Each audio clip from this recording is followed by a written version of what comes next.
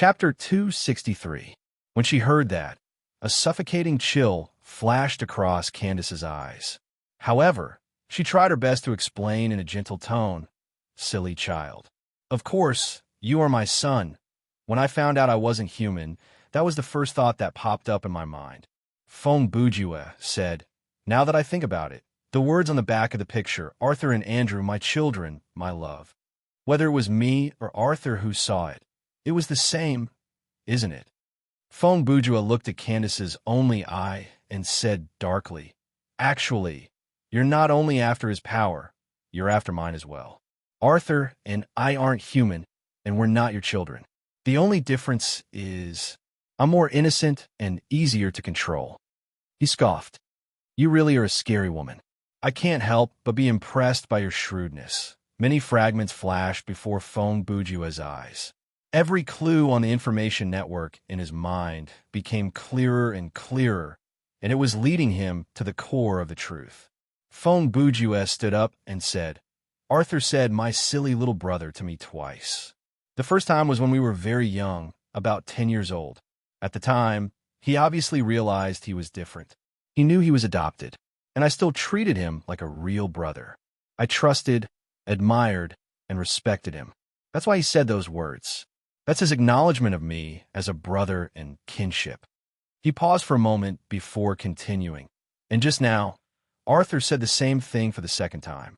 He also said, 'You think you're so smart, but this is the price you have to pay.'" He smiled. Initially, I thought it was sarcasm from the winner, but as I slowly realized there was sympathy and helplessness in his tone. Then, for what reason did he call me stupid the second time? At this point, Fong Bujue changed his tone and started to narrate from the perspective of a player. "Arthur is very clever. There is no reason that he would not have thought of the things that I have predicted. It is just a matter of time. After the failed refinement, Arthur received the message that Andrew was not human. After that, he naturally started a series of deductions. The information I had was limited, but I could still make the same assumption. Arthur, on the other hand, knows you better than I do, so he soon figured it out. Andrew is not your child." Fong Bujue sighed. Perhaps out of pity, or perhaps out of guilt, Arthur decided not to tell his brother the truth because he knew that Andrew would not be able to accept the truth. Under your bewitchment, Andrew believed that his brother had lied to him and that Arthur was a cruel devil. If Arthur tells him now that you, his so-called mother, are the one who is using him, and that he is just another vessel for your power. Fong Bujue pointed at his own face. For someone who was deceived and used to end up like this, the truth is too cruel. He shook his head. Arthur is a person who knows what to love and hate. Only with Andrew did he leave some leeway. He knew that his brother had betrayed him under your instigation, but he did not do anything. Even when the refinement was over, he did not kill him. Since things had developed to this point, Arthur had already done his duty. He only left after telling me how to cure him, and he's very thoughtful. He asked me to ask you who Andrew's biological father is. This is actually Arthur's way of covering it up for you. This way, you can conveniently reveal who Andrew is without exposing the fact that you're not his biological mother. You are not Andrew. Who are you?" Candace looked at Fong Bujue with shock. "I am the person who is here to free you," Fong Bujue replied. As he said that, he squatted down again and pressed his hands on the ground to activate the refinement circle that he had drawn earlier. Instantly, there was a flash of blood, and energy poured out from the surface of the circle. Several seconds later, the light faded. Fong Bujue was still standing there. From an outsider's perspective, Andrew had returned to his normal appearance. The rotting corpses around him had disappeared. Not far from him, Candace, who was at the center of the circle, had returned to her human appearance, but her body had started to rot. It was a painful rot. Your summoning mastery has been unlocked.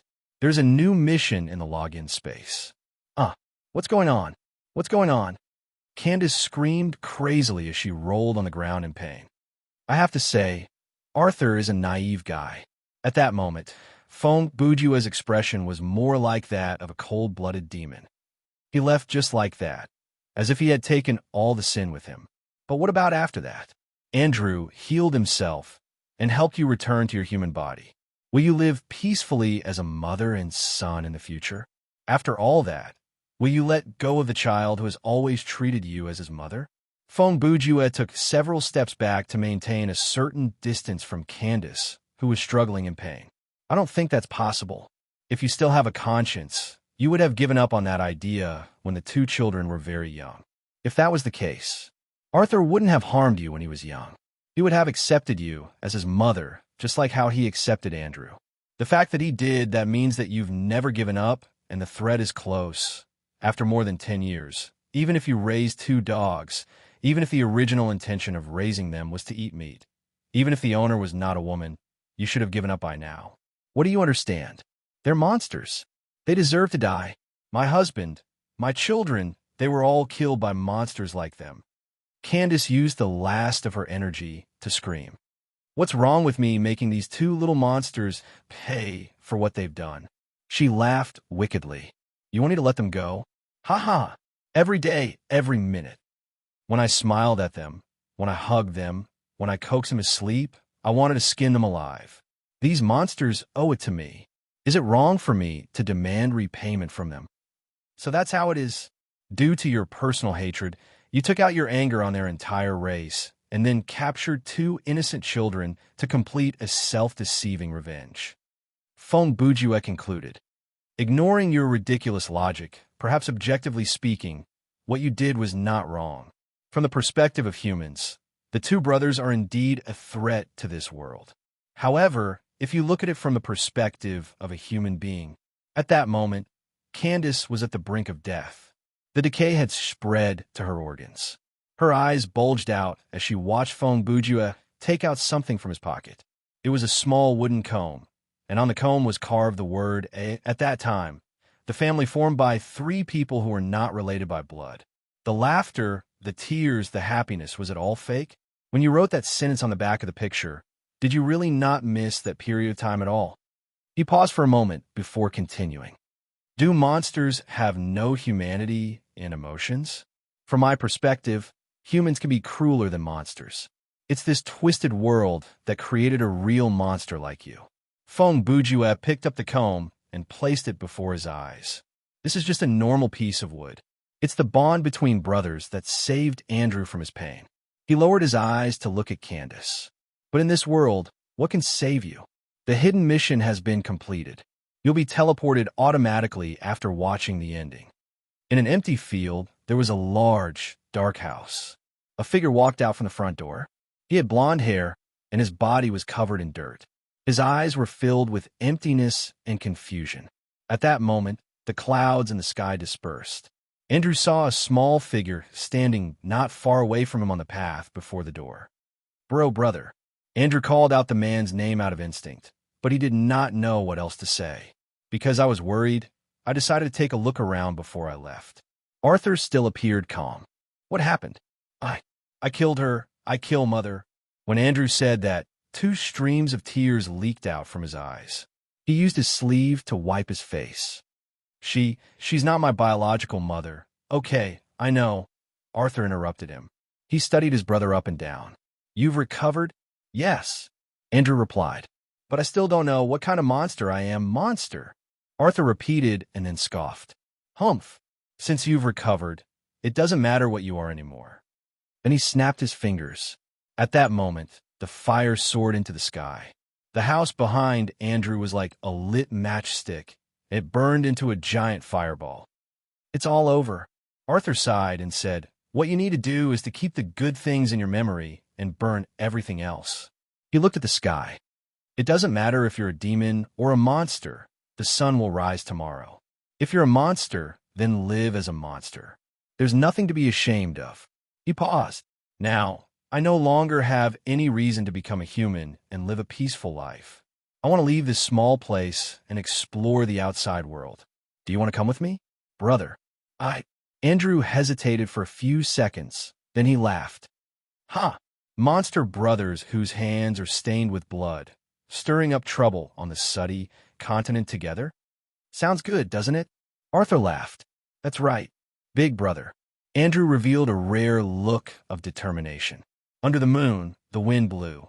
Two figures walked side by side on a small road in the countryside. The fire behind them burned away the darkness of the past. The road before them led to an unknown future. Chapter 264. The scenario has been completed. Calculating reward. Obtained EXP, 10,000. Game coins, 100000. Obtained equipment, none. Missions completed, June 6th. Completed special and hidden missions, 1. Unlocked worldview, none. Time of terror points increase, 0. Highest terror points, 0%. Average terror points, 0%. Your terror rating is Embodiment of Valor. Extra reward obtained. Please choose later. Obtain skill points, 450. Additional bonus from skill points, EXP, 4,500. Game coins, 45,000. Scenario cleared reward. Puzzle card, X1. Hidden quest reward. Initiating Summoning Mastery Chain quest. Calculation complete. Please continue. This ending. Feng Bujue was still thinking about the ending of the scenario. It was so inspirational. It feels like a big adventure story has just begun. He paused. But the two main characters don't seem like good people. You have added a new character quest. The unfamiliar system announcement suddenly appeared in his ears. Feng Bujue still remembered hearing the sentence. Your summoning mastery has been unlocked. A new quest has been updated in the login lobby. That was probably what it was referring to. As someone who had read the game's introduction and often visited the forum to collect information, Feng Bujue obviously knew about the character quest setting. In the middle of the game, there was a chance for players to trigger character quests under certain circumstances, not necessarily within the scenario. This kind of quest could not be given up or shared. It could not be seen in the quest tab, and the progress could only be checked on the touchscreen of the login lobby. Character quests could be seen as a kind of reward system. This kind of quest could not be failed, and there was no time limit. For example, the quest that Feng Bujue had just received used summoning skills and successfully summoned creatures 50 times. Current progress, 0/50. Unfortunately, I can't use skills in the login lobby, or else I would have finished this quest in 1 or 2 days. Feng Bujue grumbled as he looked at the quest. Everyone might be confused. He had just unlocked his summoning mastery and did not have any summoning skills, so why would he say something like that? Actually, the answer was very simple. Take this. The skill description said, player can choose any of the unlocked masteries and randomly activate an active skill from that masteries. It didn't say that he couldn't choose the summoning element. Furthermore, Feng Bujue had another advantage.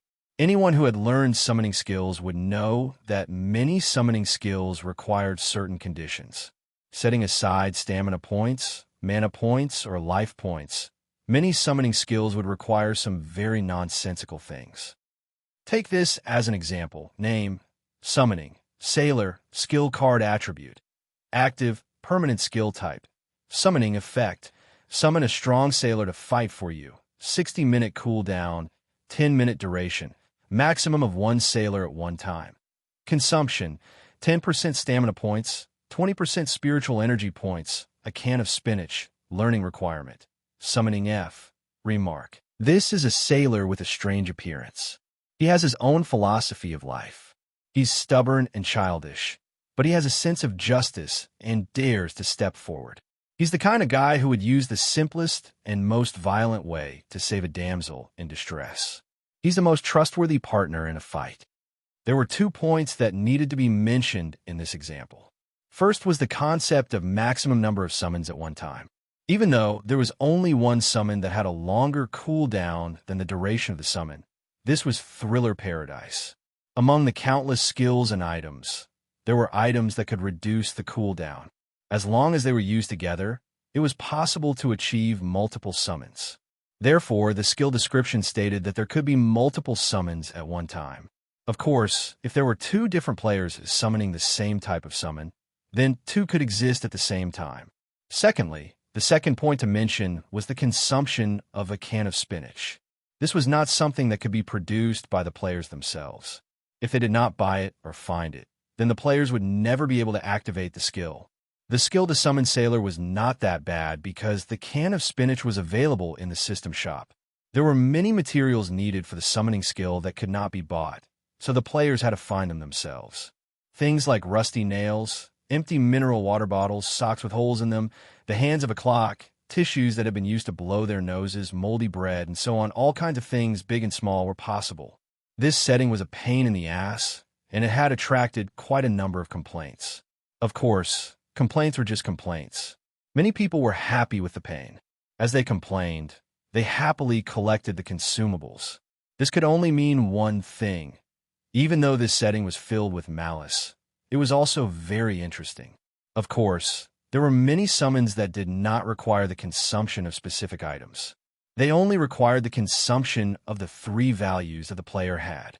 The summoning skill that Fong Bujue used Kaya to activate was of this type.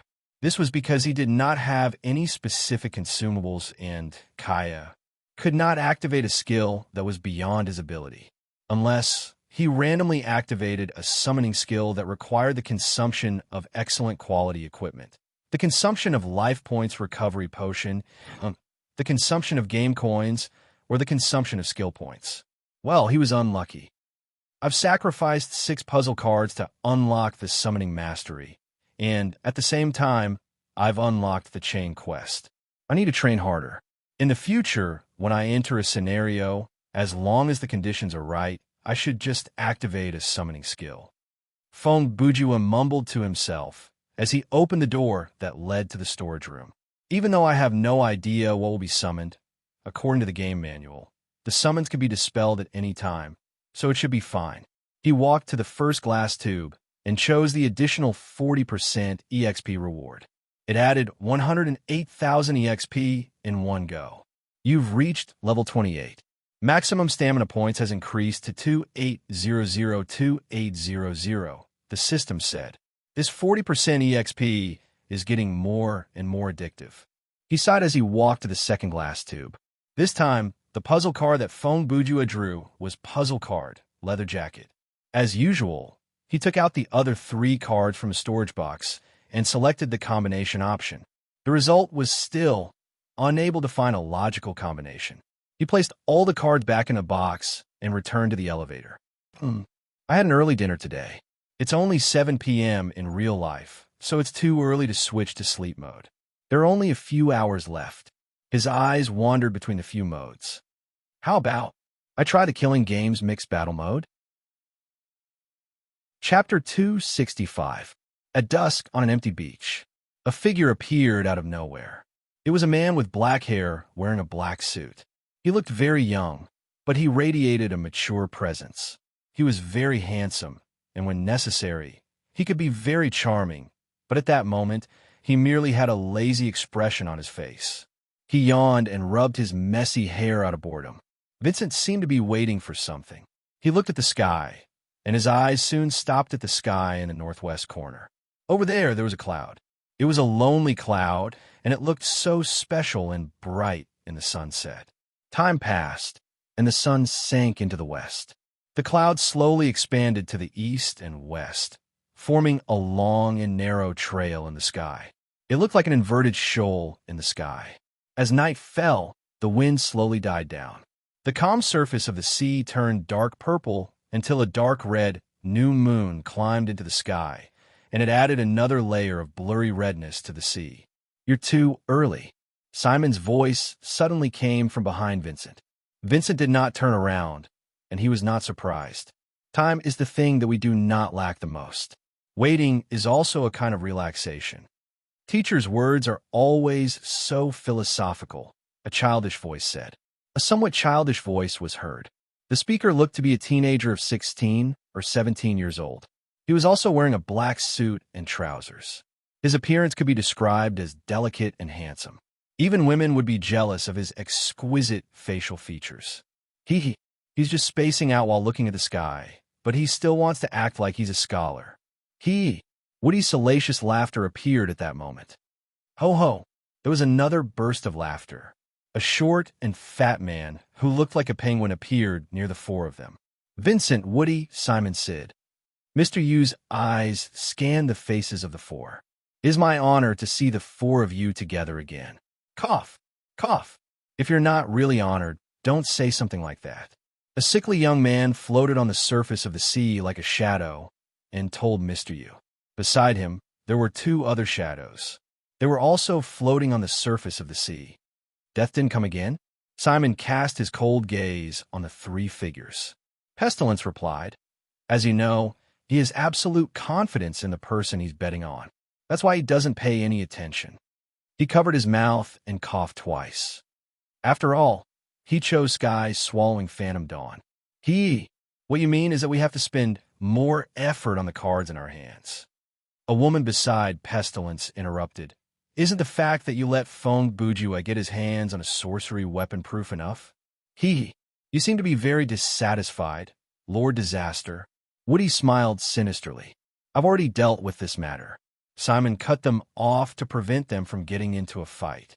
It was settled the day after Mr. Yu put on that show. So, there's no need to argue anymore. Simon was referring to the scenario where Feng Bujue ran into K3, Red Iron. That was the first team survival mode that Feng Bujue had chosen after Death Quiz, and he had run into the anomaly, which theoretically was impossible to run into multiple times. Obviously, someone was pulling the strings behind the scenes, and Feng Bujue's loss in that scenario was obvious to all. He had returned to the state he was before he was liberated, and that was the price he had to pay for obtaining the sorcery weapon too early. Let's not bring up the past anymore, Vincent said. Let's get back to the real business. The real business is that the person you chose has mastered Soul's Eye. War, who stood on the other side of Pestilence, said. That progress is too fast. Woody smiled sinisterly. The person that your brother Pestilence chose has just reached level 30, but his summoning mastery has reached level B already. Don't you think that's too fast? War's eyeless eyes glazed over. Don't change the topic, Woody. You know that's different. I feel like we're going to get into an argument. For some reason, as Sid spoke, he hugged his arms and shivered. I hate arguments the most. Mr. Yu stood to the side. Seeing the tension between the four scumbags of hell and the three horsemen of the apocalypse, he did not show it on his face, but internally, he was laughing at their misfortune. Master War is right, Vincent said. Who would have thought that this sentence would come from Vincent himself? It's too early for my people to master souls. This might not be a good thing. He paused for a moment before continuing. However, what's done cannot be undone. How to deal with it is what we need to discuss. If you say that, I believe you have a solution that will satisfy everyone, right? Woody obviously knew Vincent well. My people will not be able to play the game for the next 48 hours in real life, Vincent said. Is this kind of compromise enough? He looked around. No one spoke. Then he continued. If there are no objections. He glanced at Pestilence. Young Master Pestilence, why don't you go and take a look? Pestilence bowed slightly and said with a smile, It's my pleasure, but everyone has to agree to a condition of mine, Vincent said. That sounds like a dangerous deal. Mr. Yu instantly smelled the scent of conspiracy. At this time and place, other than Simon, who has not placed a bet, the people that the six of you have chosen are perfect for a killing game, isn't it? Vincent smiled wickedly.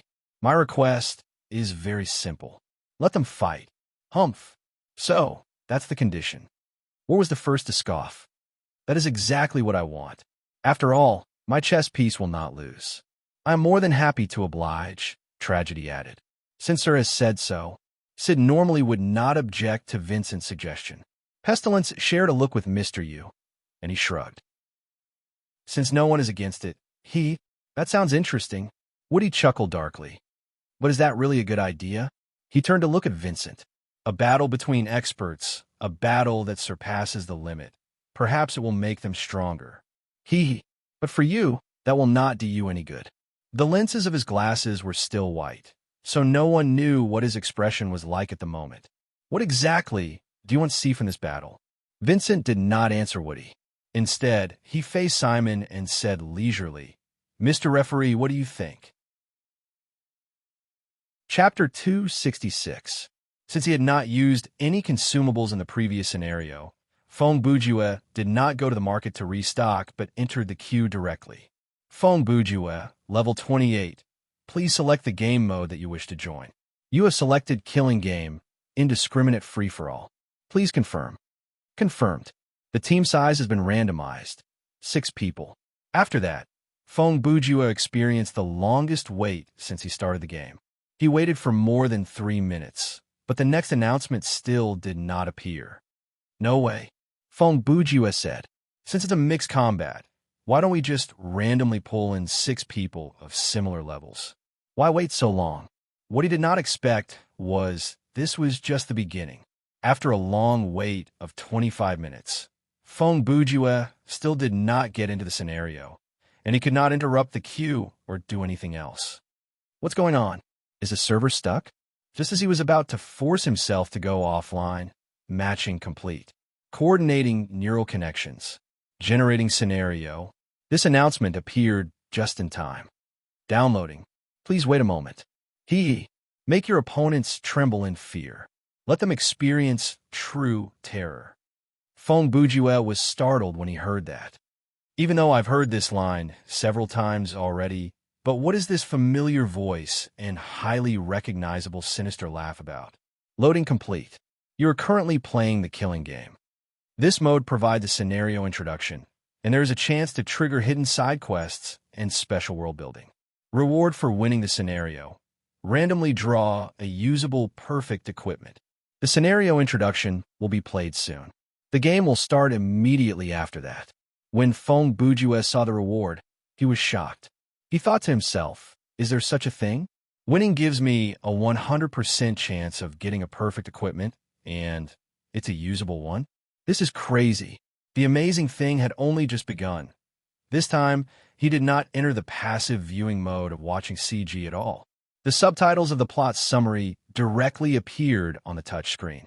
At the same time, the elevator he was in began to move upward at high speed. Gotham City, 2009. Bruce Wayne is fighting Darkseid, also known as Darkseid, the Lord of Darkness. After the death of the strongest new god, the ruler of Planet Apocalypse, the law and order of Gotham City went out of control. The gangs are running rampant. The Two-Faced Man, Penguin, and other supercriminals are fighting with each other, vainly trying to seize the city's hegemony. Nightwing, Dick Grayson, First Robin, and Batgirl established the Divine Net organization, a team formed by reliable allies in an attempt to control the situation. However, the duration of this crisis is far beyond their imagination. The city fell into a vicious cycle. The gangs realized that Batman was no longer with them, and they realized that this was the perfect time to redraw the territory of Gotham City's underground. Everyone is participating in this crime spree. Not only are the big shots who have been famous for a long time, but some younger and more ambitious newcomers are also beginning to show their talents. The Gotham police force is on the verge of collapse. The officers have to endure the long hours of dangerous patrols, and they have to worry about whether their family has been attacked or not. Many people realize that, other than resigning, they have no other choice. There are riots and robberies everywhere. The mayor has declared a state of emergency for Gotham City. The people of Gotham City are waiting for the appearance of a savior, someone who can restore order to the streets. They are waiting for Batman. While the superheroes in the city are fighting crime, to decide who will inherit Batman's legacy, they have started a series of battles.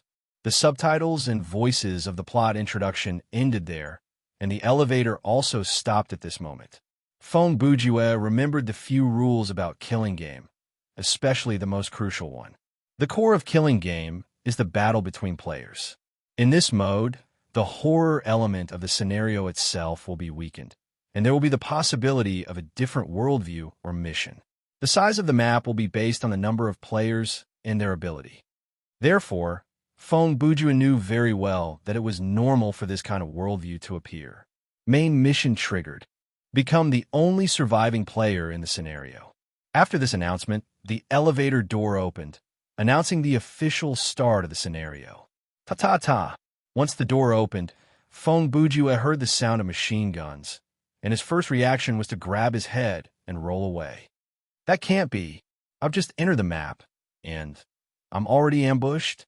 Feng Bujue gasped. That doesn't make sense. Obviously, he was overthinking it. In this mode, the 6 players were naturally distributed to different parts of the map, and the elevator door to the login lobby opened at the same second. The gunshots that Feng Bujue heard were from a criminal wearing a mask shooting at the ceiling. Outside the elevator door that Feng Bujue was in was the lobby of a bank, and the moment he exited, a robbery had just begun. All of you get down, one of the bandits shouted. Before he finished, Feng Bujue was already lying on the ground. Now that he lifted his head to look, he understood the situation immediately. 1, 2, 3 people. Feng Bujue gathered the information that he could see and made a lot of speculation. 2 of them seem to be in heavy work, and one has a sailor's tattoo on his left hand, but the way he holds the gun and moves doesn't look like he has received professional training. I can rule out military background. His eyes moved to the bank entrance. There should be another criminal in the car across the street, and that's their driver. Don't move. Don't you understand that I told you not to move? Bastard. Let me see your hands. The criminals were trying to gain control of the situation, and they were very successful. Feng Bujue was quite far from the counter, and there was a pillar next to him. As long as he lay on the ground and did not make any big movements, the criminals would not pay attention to him. Jackets, jeans, sweatshirts, sneakers, leather shoes. All of them are casual clothes, and they're all wearing ski masks that can be bought from the store. Feng Bujue was very calm, and his analysis of the criminals was running fast in his mind. The 2 guarding the door and the one loading the money each have a pistol. The guy with the tattoo on his arm should be the leader, and he has a pistol and a submachine gun. He snorted and thought, based on the information that I have so far, none of the 3 are professional criminals. At most, they're civilians with guns. The driver in the car is probably worse than them.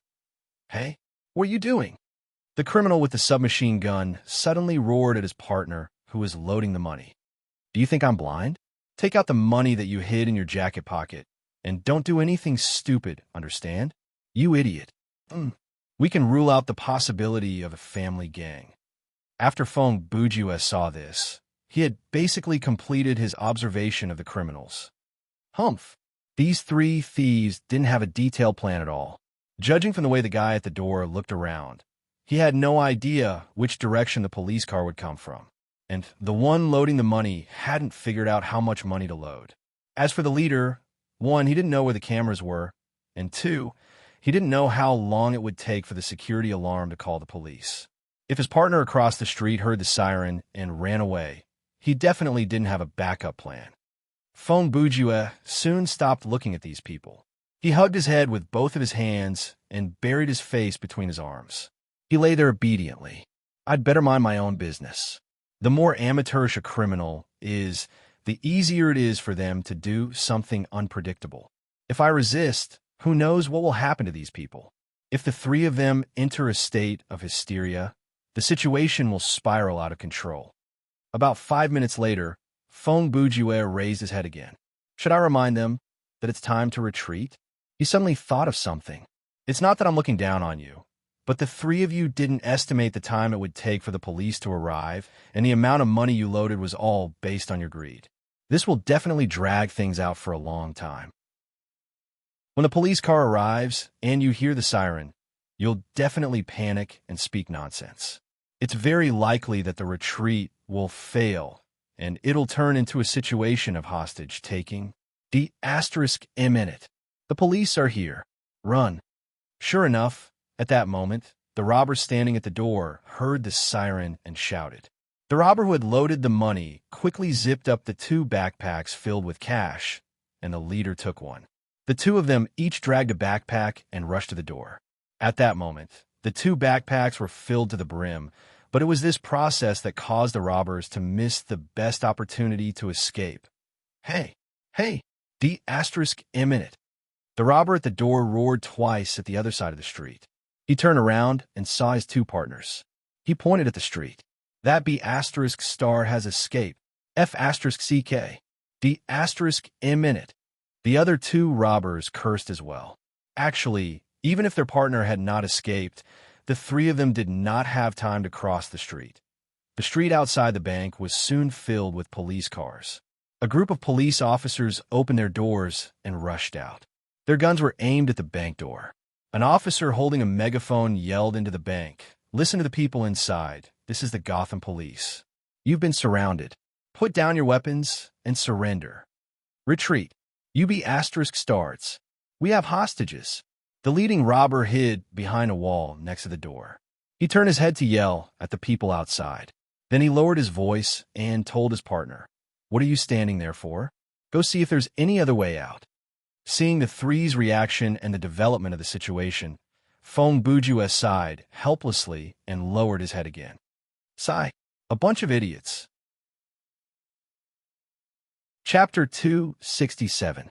Now that things have turned out like this, even I won't be able to escape. Fong Bujue grumbled. If I activate body enhancement spell and charge out, even if these three can't hit me, the police outside will shoot me full of holes. The criminal who was responsible for guarding the door then walked past Fong Bujue. Fong Bujue raised his head slightly to look back and realized that the elevator door behind him had disappeared and turned into a wall. Obviously, only the players could see the entrance when they entered the scenario, and once the players exited, it would disappear. The storyline characters turned a blind eye to all of this. Perhaps in their eyes, there was nothing here. I should observe the situation first. Fong Bujue decided to observe the situation for a while longer. He temporarily turned his attention to the game menu. Since entering the scenario, Fong Bujue had not inspected the 5 opponents in this scenario, so he decided to use this opportunity to do so. It would have been fine if he did not look, but once he did, he was shocked. Are you kidding me? 3 of them are in the top 20 on the combat ranking. Whenever Fong Bujue entered the market, he would glance at the various rankings. With his memory, naturally, he had memorized all the players and guilds on the rankings in his mind. I remember this level 31 player is called Understanding Death. He is one of the 4 top players from Regulation, Drunken Life. He is at the same level as the man who smokes, drinks, and perms his hair, and this 7 kills, who is also level 31. If I'm not mistaken, he is the number 3 player in Brother Long's guild. Since he often browsed the forums, Fong Bujue could basically name all the star players in the gaming studio. Hey, the level 32 Shiva is the boss of Brahmin, right? He is also at the 5th place on the level ranking. Just like the top 4, he is also level 32, right? Other than these 3 names, one of the other 2 was someone that Fong Bujue had met in team survival mode before, and her nickname was Not a Scaredy Cat. This girl is not one to be underestimated. He had a bad feeling in his heart. Wait a minute, could it be that, other than me, all 5 of them are in the top 20 in terms of combat ability? Fong Bujue instinctively thought of the worst-case scenario, and the sad thing was he was right again. Understanding Death, level 31, male, Order Workshop, 8th place on the combat ranking. Shiva, level 32, male, Studio of the Gods, ranked 2nd on the battle ranking. 7 kills, level 31, male, Blade Edge Studio, 15th on the combat ranking. Not a Scaredy Cat, level 30, female, Jianghu Gaming Studio, 20th on the combat power ranking, anonymous. Shadow King, level 30, male, solo professional player, battle strength ranked 19th, anonymous. Those were the 5 people that Fong Bujue had to deal with. In terms of level, they were obviously higher than him, and in terms of combat ability, they should be more than 1 level higher than him. If Thriller Paradise had a player's overall combat ability ranking, then Fong Bujue would definitely be at the top. Of the 5 above him, a few of them might even drop out of the top 50. But in reality, there was no such ranking because intelligence was something that could not be quantified. Therefore, from the perspective of an outsider, or rather from the perspective of any of the 5 players, they would think that Fong Bujue was the weakest in this killing game. However, there were benefits to being thought of as the weakest. As the saying goes, the bird that pokes its head out gets shot.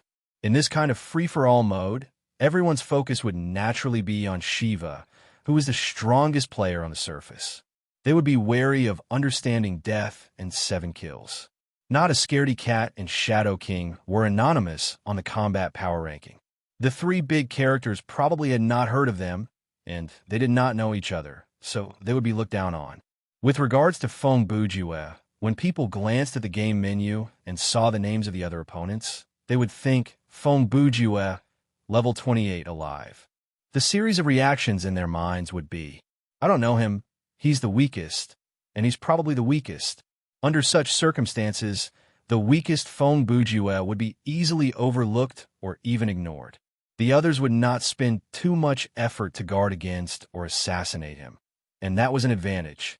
Of course, not everyone thought that he was the weakest. Understanding Death had heard Meng Jingchan mention the name Feng Bujue before, but he did not think much of it and soon forgot about it. 7 Kills had also heard Long Aomin introduce this suspected serial killer, but he did not remember him either.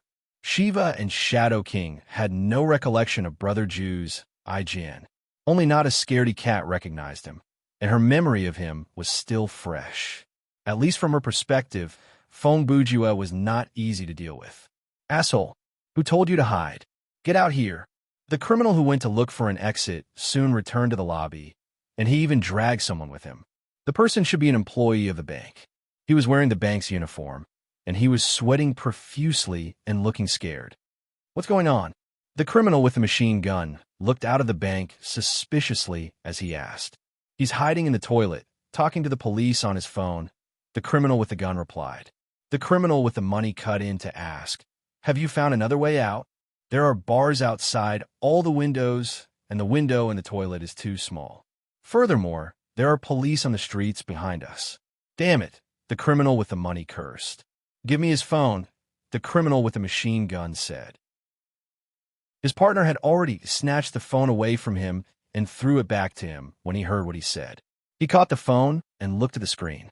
Then he pressed the speed dial, and the call was connected 3 seconds later. How is it? Sir, are you okay? Why was the call cut off? One of the officers lowered his voice and asked quickly, but the criminal with the machine gun cut him off. No, he's not okay.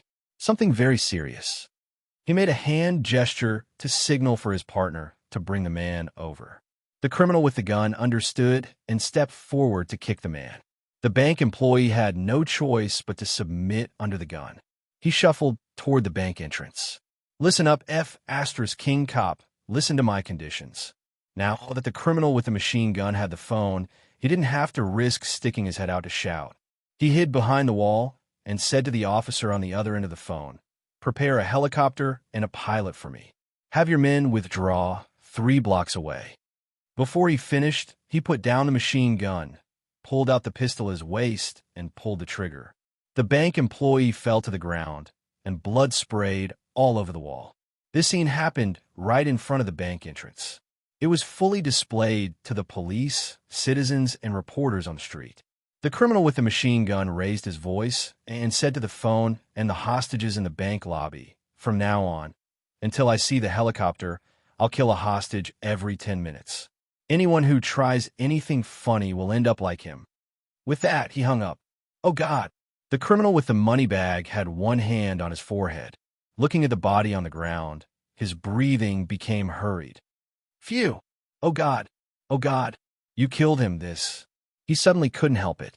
He pulled off his mask and vomited on the ground. There were many women among the hostages. When they saw the blood spurt out, they were too scared to react. Now that the criminal vomited, it caused a chain reaction. Many of the hostages who were lying on the ground changed to a kneeling position and vomited as well. You idiot! You're acting like a sissy. What a piece of trash! The criminal with the machine gun cursed.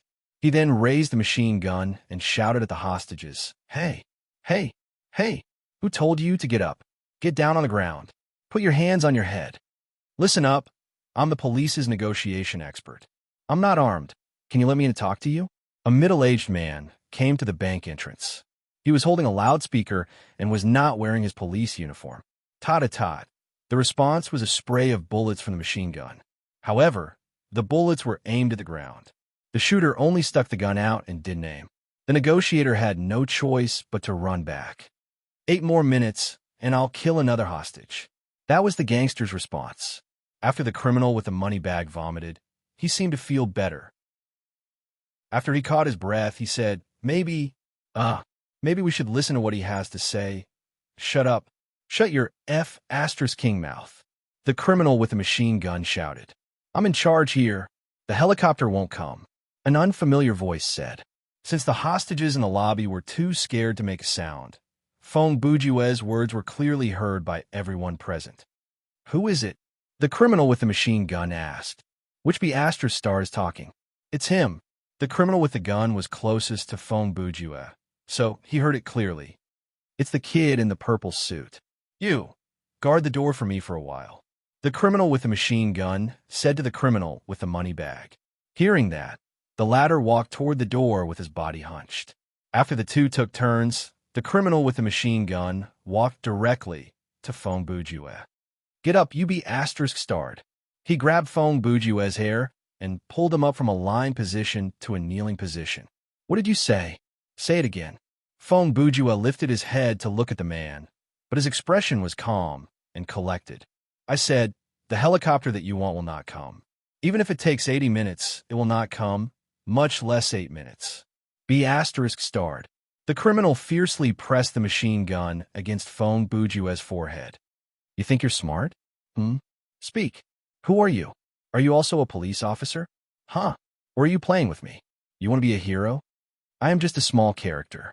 I just want to remind you that the two-lane road outside the door, even if you include the non-motorized lane, is not wide enough for a helicopter to land. Fong Bujue's answer was clever. He easily avoided the explanation of his identity and immediately changed the topic to something that the criminal would be interested in. Even if the police really did call for a helicopter, it won't land at the entrance. You have to at least walk to the nearest junction before you can board it. During that process, you have to walk out of the bank and expose yourself to the snipers. He paused. You've already killed a hostage. Based on the current situation in Gotham City, I believe the police have enough reason to kill you on the spot. Oh my God. The criminal with the money bag heard this from the wall near the door. He immediately covered his head with one hand and said in an extremely scared voice, What have we done? Enough. Shut up. The criminal with the machine gun roared at his partner. Then he looked at Fong Bujue, let go of his hair, and said, Humph, is that all you wanted to say? I'm not done yet. Fong Bujue replied. I'll also tell you the police's next move. In a few minutes, they will announce that it's very difficult to call for a helicopter and ask you to temporarily stop killing the hostages and wait for a few more minutes. During this period of time, they will be busy setting up tactical teams and arranging for snipers to be in position. His mind was clear, and he spoke quickly. He did not care whether the criminal could digest it or not. Based on your plan of killing a hostage every 10 minutes and waiting for the helicopter to help you escape, there are only two possible outcomes. 1. After you've killed a certain number of hostages, the police will announce that the helicopter has arrived, lure you out, and kill you. 2. After you've killed a certain number of hostages, the police will attack. As for what the police will do, it depends on the amount of information they have. The most important point is whether or not they know the number of robbers. Unfortunately, you killed the gentleman who spoke to the police. If he was still alive, you could have asked him how much he told the police about the situation here, but now, Fong Bujue sneered. Also, I want to remind you that in the next minute, there may be a vigilante who will intervene in this matter. Nightwing, Robin, Huntress, Black Canary, and so on. Forgive me for being blunt, but as long as one of them comes, I'm afraid the three of you will be captured alive. He let out a long sigh and looked at the criminal in front of him who was stunned. He added, About 10 minutes ago, the excessive secretion of adrenaline put you on the verge of losing control. The escape plan you came up with during the hostage-taking phase was worse than the plan you came up with during the robbery planning phase, he said in a mocking tone. Ha! Of course, if that can be called a plan. He smiled. At the same time, your impulsive act of killing people has put you and your accomplices in a situation where there is no way out. If you don't want to die or go to jail today, you'd better think of another idea immediately. Otherwise, he imitated the sound of a clock and teased the criminal. Tick-tock. Time waits for no one. The superheroes will come at any time. You. Who are you? After listening to Fong Bujua's analysis, the criminal with the submachine gun calmed down a little. He was no longer in a murderous state. Fong Bujua observed the eyes of the three criminals. Then, he sneered and stood up without hesitation. This is still a very secondary problem. At this moment, the most important thing for you is how to escape. 5 minutes later, the metal shutter door behind the row of glass doors in the bank, electronically controlled, not manually pulled down, began to slowly descend. Soon, all of them were closed. From this moment on, the police on the street and the kidnappers in the bank lost the means to observe each other's movements. Almost at the same time as the shutter door closed, the phone that the police used to communicate with the kidnappers rang. The bank worker who was shot dead used his phone to call the police when he was hiding inside the toilet. The call did not end until the police arrived. His number was directly transferred to another police phone at the crime scene. "I'm Officer Clapton." Clapton, who was responsible for commanding the crime scene, answered the phone. "Hello, officer." Fong Bujua's voice came from the phone. "I believe you must have noticed that I am not the same person as the gentleman who was on the phone with you earlier." He paused for a second before continuing. "But for you, this should be good news. From now on, I will take over the job of communication. You can call me John Doe." "How are the hostages now? Are they still safe?" Clapton asked in a hurry. "Listen to me. The helicopter still needs to—" "Forget about the helicopter, officer. That was just a joke." Fong Bujua interrupted him. "With regard to the hostages, they are very safe. I can promise you that the violent scene earlier was just an accident. I believe both you and I do not wish for something like that to happen again, do you?" He chuckled lightly twice, and that caused the other party to shiver involuntarily. "Listen to me. If you come out and surrender now," Clapton replied, "there are two things that I wish to tell you. First, this phone is almost out of battery. Next, I need you to call the number on the counter of the bank to talk to me. I believe you do not need me to tell you the number, right?" Fong Bujua said, and then hung up. "Quick, quick." Clapton waved his hands at his colleagues inside the surveillance van behind him. The workers inside the van all heard the content of the call. Before Fong Bujua finished, they had already moved into action. In less than 1 minute, the call was connected. Clapton listened to the beeping sound that came from the phone for a few seconds. Then Fong Bujua's voice came again. The second thing, he did not beat around the bush. "If my speculation is not wrong, a well-equipped and well-trained team has already started to infiltrate this building that I am currently in. I know that they only need to use some tools to remove a few iron bars, and then they will be able to sneak in through the windows on the first floor. There are at least 5 rooms that they can use as an entry point. Then, they will silently approach us to confirm our number and location. Then, at a time that they think is suitable and that they have confidence in, your people will cut off the power from the outside, and this place will be plunged into darkness. Finally, before we can react, several large men wearing night vision goggles will disarm us and apprehend us." Clapton used his hand to cover the mouthpiece and turned his face around. The expression on his face could not have been more interesting. He lowered his voice to whisper to the person next to him, "Could there be a traitor among us?" Fong Bujua was still talking. "The situation described above is something that I do not wish to see happen, so I have come up with a precautionary measure." He paused for a moment and then continued in a casual tone. "I've already moved part of the hostages into the safety vault and changed the password of the door. Based on the size of the room and their number, the oxygen supply will last for about 30 minutes. Chapter 268. Sweat slid down Clapton's forehead. The shock and anxiety in his voice could not be hidden. "What are you planning to do?" "I am trying to help you understand the situation, Inspector," Fong Bujua replied slowly. "Based on my understanding, currently, the police force in Gotham City is seriously lacking. The death of your subordinates is a consequence that you will not be able to bear. At this moment, we are fully prepared. It is impossible for you to enter this building without alerting us. Therefore, if you insist on using brute force, then you will have to pay a heavy price. Other than that, I have to tell you that the safety vault at this bank is an imported product, and its design is very interesting. Once the power is cut off, the internal ventilation system will be completely cut off. At the same time, the electronic lock on the door will randomly give out a string of numbers when the power is cut off. When that happens, the password that we have set up will lose its effect. Only by contacting the European company that produces this kind of door, going through a series of complicated identification procedures, obtaining a special decryption program, and then decoding that random number will we be able to reopen this vault. Unfortunately, the people inside will not be able to wait that long. Once you cut off the power, even if you reconnect the power immediately, it will be useless because the air will not flow back into the vault. After 2 minutes, they will suffocate. After 5 minutes, the lack of oxygen will cause irreversible brain damage.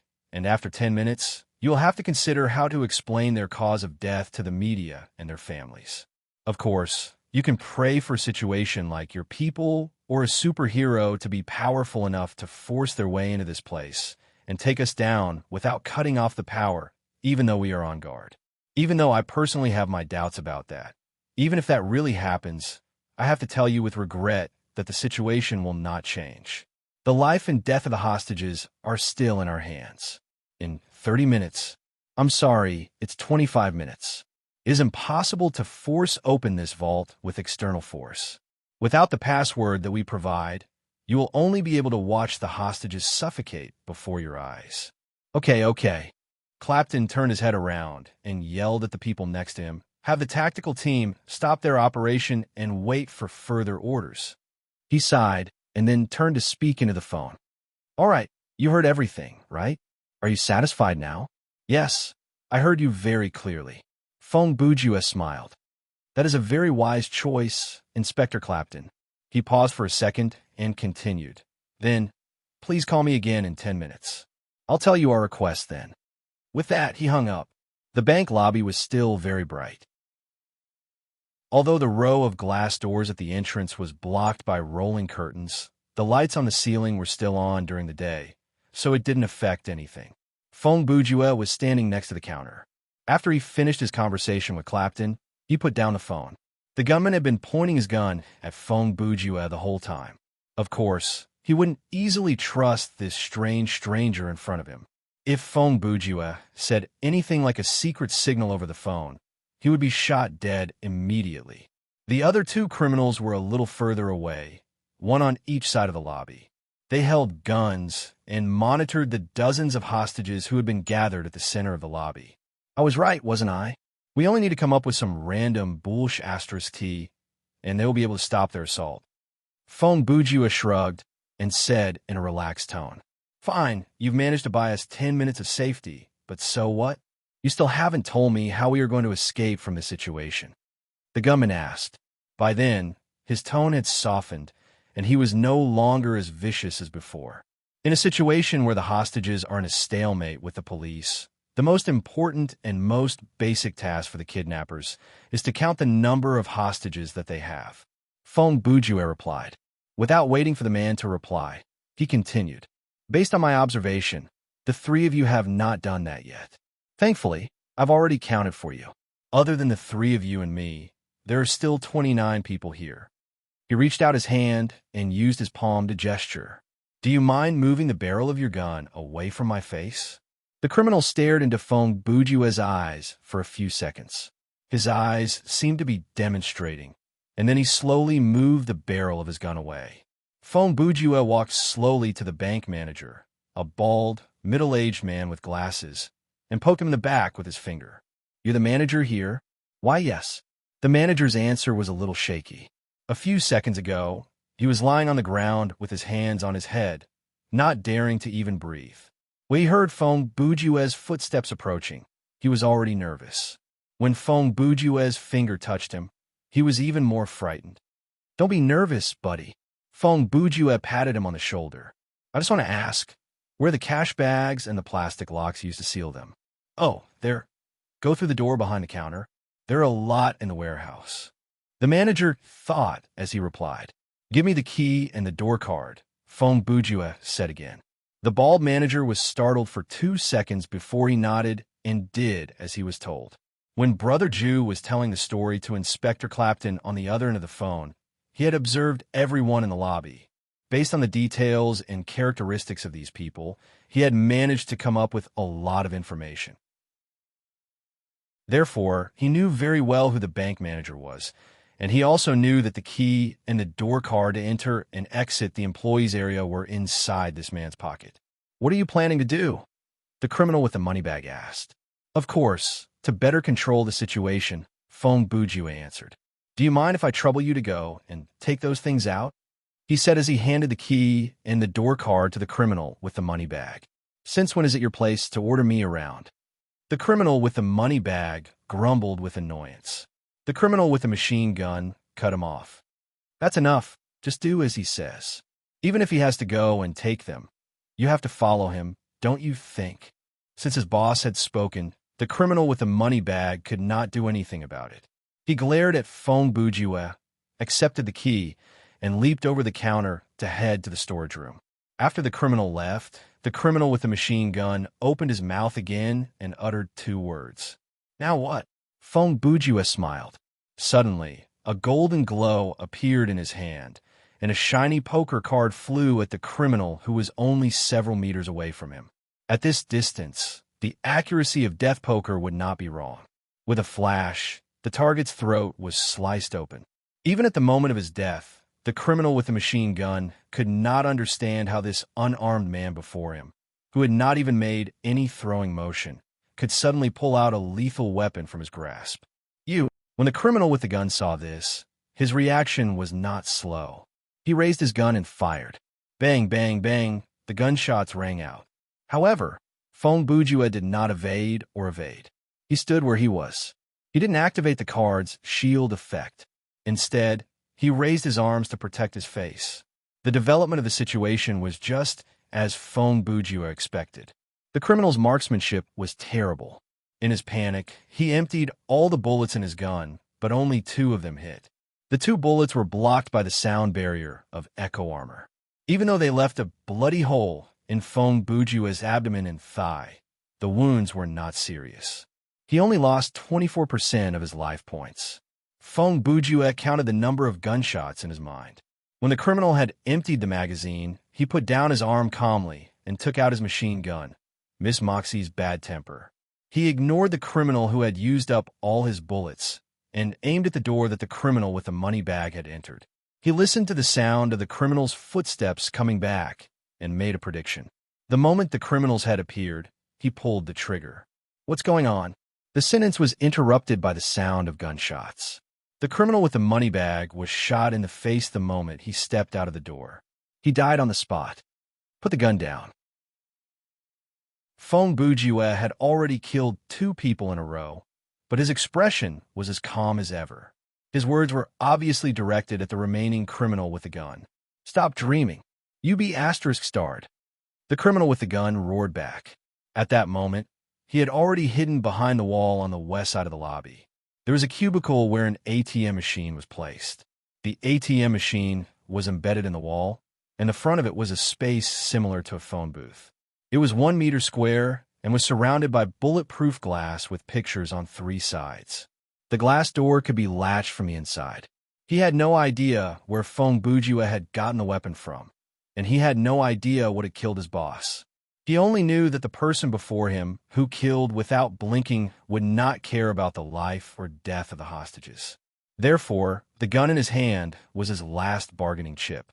If he put down, wouldn't he be at the mercy of others? "I'll count to 10.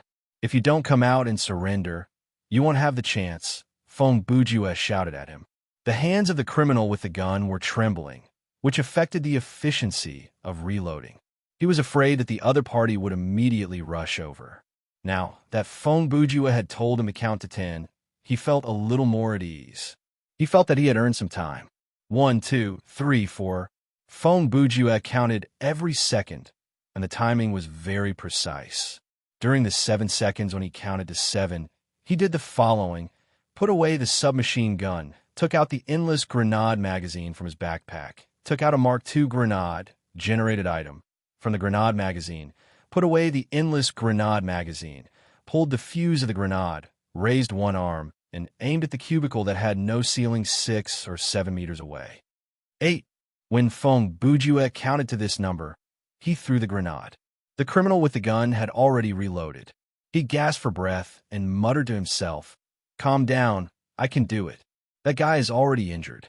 As long as I rush out and move faster." Dong dong, pa. Gurgle, this was the sound of the grenade being thrown into the cubicle. It bounced twice and fell to the ground.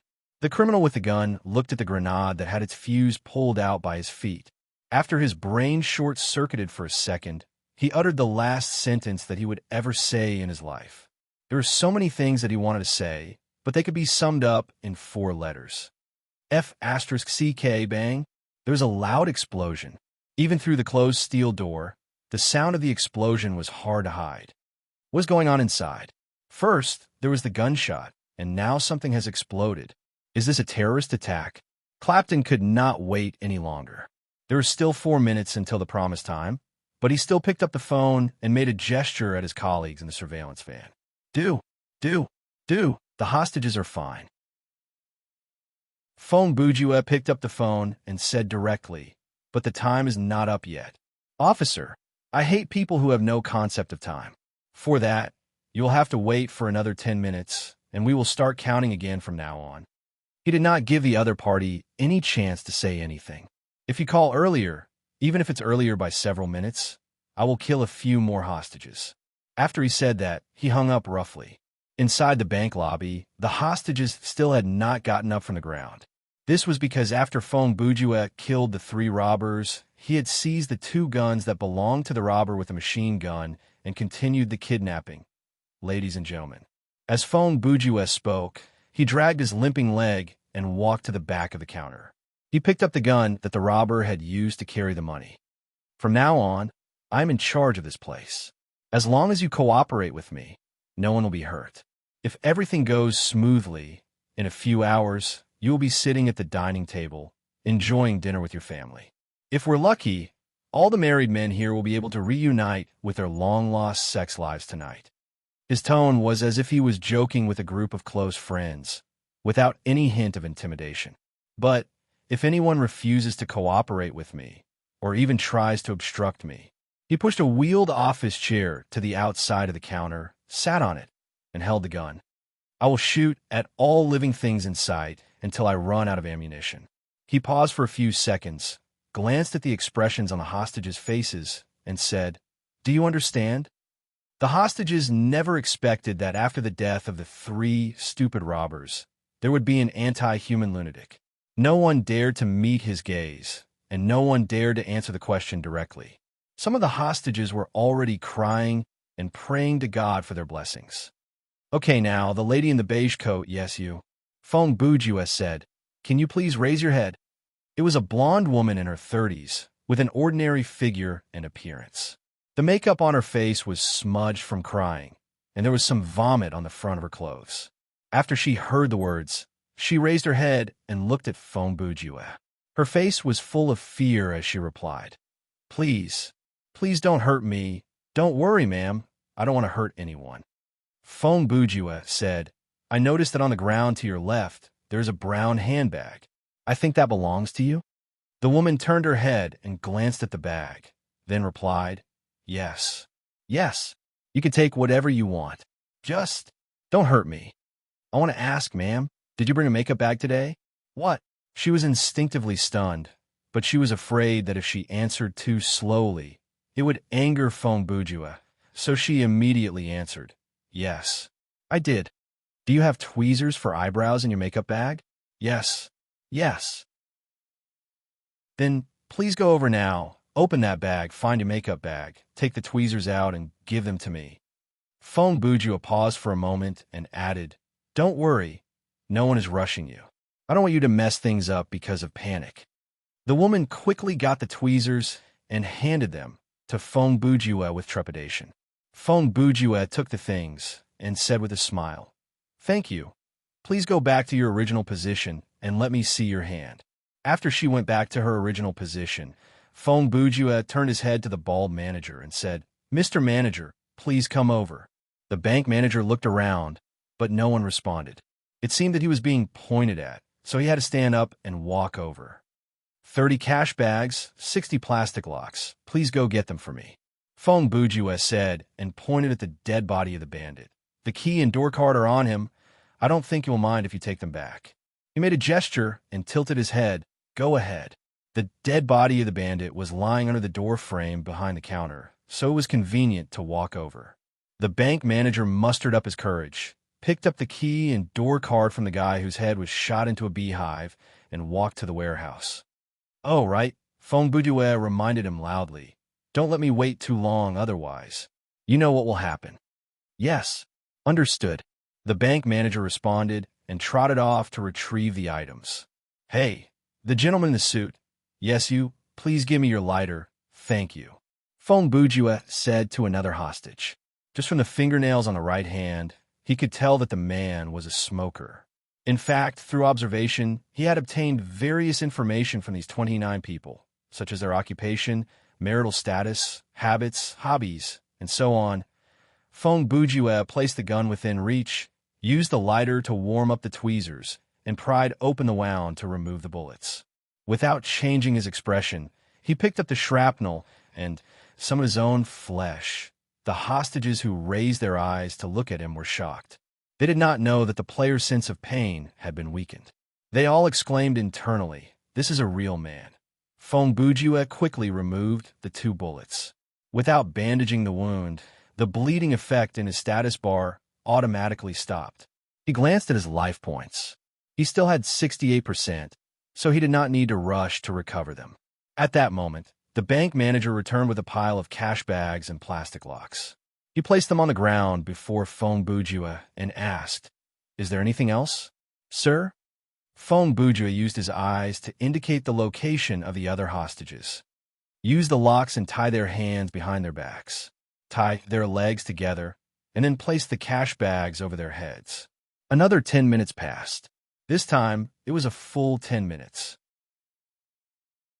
After all the police technicians were ready, Clapton picked up the phone and called the number of the bank lobby. It rang 4 times before Feng Bujue picked it up. You were very punctual this time, Inspector. How are the hostages inside the vault? Are they still alive? Clapton asked. What do you want? You cannot escape anymore. Do you understand? Listen, I know it was not you who killed the hostages earlier. Buddy, you are a smart man. If you can persuade your partner to surrender with you, I can plead with the judge on your behalf. When he said the second half of his sentence, he purposely lowered his voice to a whisper, as if this deal was really possible. That sounds like a very tempting offer, but between a prison sentence and freedom, I think the latter is obviously more tempting. After all, I have the password to the vault. Before the hostages are rescued, or before they all die, you will not be able to shoot me, right? He laughed proudly. This lie that he came up with at the last minute was indeed a good talisman. At the same time, the closed bank door opened again. As the door slowly rose, the scene that appeared before the police was. Chapter 269. There was a hostage standing before the entrance of the bank. His hands and feet were bound by small but firm plastic locks, and there was a cash bag over his head. The glass door of the bank opened and closed automatically. As long as someone got close to the door, it would trigger the sensor. Therefore, with the presence of this hostage, the glass door was always open. Looking into the bank lobby from the street, at that moment, the police could no longer see any sign of the other hostages. In their sight, there was only one person standing before the door. There were 2 dead bodies lying on the ground. One of them died at the front door. He was the hostage that the criminal with the machine gun had killed earlier. The other was collapsed next to the counter. His identity was unknown. The police had no idea whether the extra body was the hostage or not, and they had no idea how he died. In any case, their preliminary conclusion was that it had something to do with the gunshots and explosions earlier. With regards to the dead body of the criminal with the money in the area where the criminal with the gun was killed, they cannot be seen from the outside. I believe you should have a pair of binoculars with you. Inspector, Feng Bujue said again. Clapton had no idea what kind of game this criminal was up to. He only replied, "Yes, I do." "Pick it up and look over the counter," Feng Bujue said. Clapton did not put down the phone. He made a gesture and had the officer next to him pass him a pair of binoculars. From where he was standing, he could see the whole counter. However, Fong Bujue had already hidden himself behind the counter, so naturally, he had taken a phone that was on top of the counter. "Can you see me?" He raised one of his arms so that his right palm was above the counter, and he waved it left and right several times. "Yes, what do you plan to do next? Give me the middle finger?" Clapton asked back. "Haha, forgive me, but I can only show you my hand, Inspector." Fong Bujue laughed. "Since the glass door is still open, that means that your sniper can shoot through it. Even though I have the password to the safety vault as a bargaining chip, exposing my head to the scope of a rifle is a risk that I do not wish to take." "All right, what do you want?" "It has been almost 20 minutes since you locked the hostage inside the vault, and you still haven't told me." "I wish to give you a present, Inspector." Fong Bujue interrupted Clapton. The police officer was stunned. "You mean you want to release the hostage at the door? All right, I'll get my men to pick you up right away. If your men dare to take one step closer, I will kill the guy at the door," Fong Bujue said. "Then what are you doing?" "I asked him to stand there just to keep the glass door open," Fong Bujue said with a smile. "That way, I can give you the present." As he spoke, a large square object slowly rose from the counter. Clapton, who was holding the binoculars, could not believe his eyes. "Here, it's 1 cubic foot of paper tied with a paper tape. It's worth $20. Of course, Fong Bujue wasn't using his hands to lift the object. Instead, he was using the levitation function of the anti-gravity catapult. "What are you planning to do?" Clapton had a bad feeling about this. "I want to do this," Fong Bujue said as he aimed at the perfect angle and fired the bomb of cash. The pile of cash flew over the hostage at the door and flew out of the bank at an angle. When it flew through the air, several hundred bank notes had already floated out from the bank. They attracted the attention of every police officer, reporter, and citizen on the street. The bomb of cash drew a mesmerizing arc in the air and finally hit the wall of the building across the street. It exploded at a height of about 3 to 4 stories. At that moment, a light breeze blew through the air. The cash scattered down the street. 5 seconds, 10 seconds. The people did not take too long to react. When a few people from a crowd behind the police tape reached out to grab the money, the situation was already out of control. Soon, only the area around the bank entrance that was cordoned off by the police cars was left unaffected. Within the radius of about 10 meters, several hundred citizens and reporters broke through the police tape to pick up the money. Even the police officers who were supposed to stop these people had silently bent down. "Ha!" A maddening laugh came from the other end of the phone. "Dogs of capitalism have a taste of sugar-coated bullets. Have you lost your mind? Do you know what you're doing?" Clapton could not hold it in anymore. He roared angrily. "You are not a bank robber. You are a terrorist. Who are you? What organization do you belong to?" "Huh, I am Bill Gates, the great communist warrior." Fong Bujue laughed like a madman. "I have brought you the sincerest greetings from Andrew Jackson, the 7th President of the United States, whose portrait is printed on the $20 bill." As he said that, he sucked up the second bomb of cash and fired it quickly. After the second bomb of cash exploded, the street descended into chaos. After all, police officers were human beings, and the police of Gotham City was a high-pressure and high-risk occupation. Who could guarantee that they would not be tempted? Not long after that, even at the area around the bank entrance, quite a number of citizens had snuck in. Some of them bent down to search the ground, and some of them waved their hands in the air. Every one of them had quite a number of cash in their arms. Other than that, since the cash was still quite new, they floated in the air for a very long time. It was as if someone had fired a colored cannon into the sky. The sky was filled with colorful paper, and the ground was filled with revelers. This caused the snipers who were at their positions to lose their purpose. "Ignore the money. Stay at your post." Clapton grabbed the loudspeaker next to him and roared, "Watch the bank entrance for me. Do not let your guard down." Regardless of whether we admit it or not, most people in this world are the same kind of people. When people pick up money, they pick it up. When people cross the street, they cross the street. When people spit on the ground, they spit on the ground. When people go to Yasukuni's shrine to commit arson, they think about it and go smash a Japanese car on the street. But there are a small number of people in this world who are the other kind of people. Perhaps normally, they would also cross the street or spit on the ground, but at the most crucial moment, they would be able to hold their ground. At that moment, more than half of the police officers at the bank entrance were still guarding their posts. They were highly focused. They ignored the rain of cash and tried their best to maintain order while paying attention to the movement inside the bank entrance. These people knew very well what they should be doing. If they all went to grab the stolen cash and allowed the robbers inside the bank to escape, then the consequences would be even worse. "Do you like my present, Mr. Police Officer?" Feng Bujue's voice came from the phone again. "It's not over yet," he said as he fired the third stack of cash. After that, he said, "The warm-up is almost done. Let's play a guessing game." He paused. "Now, I will release some of the hostages, and among these hostages, there are some of my partners. Is there something wrong with this man's brain? Why would he voluntarily tell me something like this?"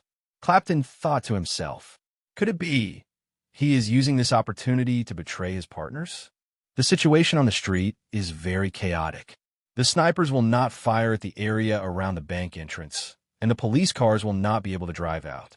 Therefore, if you let your guard down, my partners will blend into the crowd and escape. Feng Bujue had been guiding the three robbers earlier, but now he had started to guide the police officers. Clapton was not an idiot. There were only two possibilities why the man would say something like that. Either this John Doe was trying to harm his friends, or he was trying to set up some kind of scam.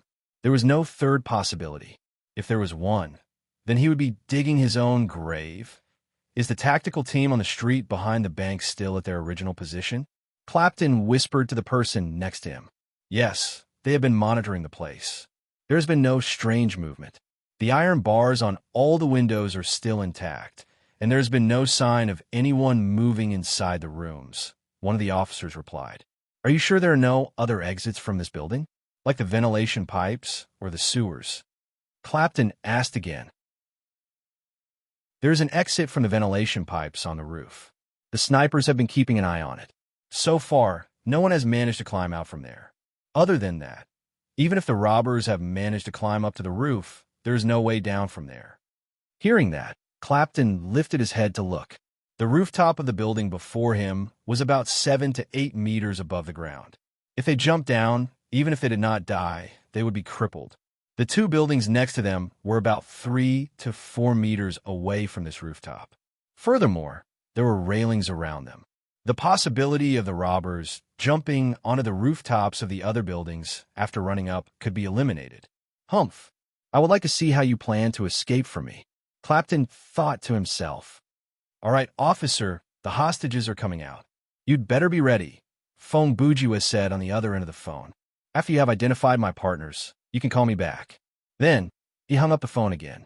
At that moment, a few shadows jumped out from the other side of the counter. They also had cash bags over their heads, and their limbs were tied together. After the hostages come out, remove the bags from their heads, but do not untie them. Bring them all to the side and temporarily keep an eye on them. Clapton's mind was still quite clear. He had already started to come up with a plan for the officers around him. Listen, you have to be careful of each of them. They only look like they are tied up. Do you understand? Who knows? One of them might suddenly pull out a gun and shoot at you. On the other side, Feng Bujue acted like he was directing traffic. He hid under the counter and said, Yes, guys, it's that way. Just like I told you earlier, jump 8 steps forward and then turn 90 degrees to the left. Yes, line up and come out one by one. When you hear the person in front of you jump a few meters away, follow him. Being too hasty will only cause you to trip. With Feng Bujue's direction, the hostages hopped toward the door one by one in an orderly fashion. Hey, Winston, you can leave now. Feng Bujue then shouted at the hostage who was standing at the door. The position and direction that this Mr. Winston was standing and facing had been adjusted by Feng Bujue before he opened the door. He had also given the order that if Winston dared to take even half a step forward, he would shoot him. He had to wait for him to give that order before Winston could jump forward. At that moment, Winston, who heard the order, felt like he had been pardoned. The few minutes that he had been standing at the door felt like years to him. Finally, he was free, and that made him cry tears of joy. But after he jumped out of the bank, what welcomed him was not a blanket, an ambulance, or concerned greetings, but, "Sir, please come over here." An officer opened the bag of cash on Winston's head, but he did not undo the shackles on his hands and feet. Instead, he dragged him to the side and had him sit on the ground. Then, two other officers came over to look at him cautiously. "What are you doing?" "I'm a hostage." Winston screamed. "Please cooperate with us, sir." "The robbers might be trying to sneak out among the hostages," one of the officers replied. "What is the meaning of this? Are you suspecting me?" "For now, we cannot confirm anything. This is for your own safety, sir." Winston did not know what else to say. He was about to grumble when he saw the rain of cash and the crowd around him. "Hey, what is going on? You have tied up a law-abiding citizen here, but you are turning a blind eye to these robbers?" 5 minutes later, all 29 hostages were outside the bank. And after the last hostage jumped out, Fong Bujua once again lowered the electronic shutter door of the bank. Then, the interrogation and identification of the hostages' identities started anxiously. After the initial questioning of the hostages, Clapton received a series of information that shocked him. All right, ladies and gentlemen, please be quiet," Clapton said. "Let me explain the situation. Initially, there were 3 bank robbers, and they were all killed single-handedly by a hostage. And that person was a tough man with anti-human tendencies, a high intelligence, and a courteous demeanor." "Yes." "That's right. Yes," the hostages replied at the same time. "He did not have any accomplices, and he has not harmed any of you. No one is trapped inside the vault," Clapton added. "Yes, no. That's right. In a way, he saved us." Clapton laughed drily. "It sounds like he has become a hero. Then, can anyone explain to me why this John Doe would play these tricks with the police? Perhaps he is worried that you might mistake him as an accomplice of the robbers." "Yes, just like us. He's trapped here for your interrogation." "That's right. Let go of me now. I want to file a complaint against you."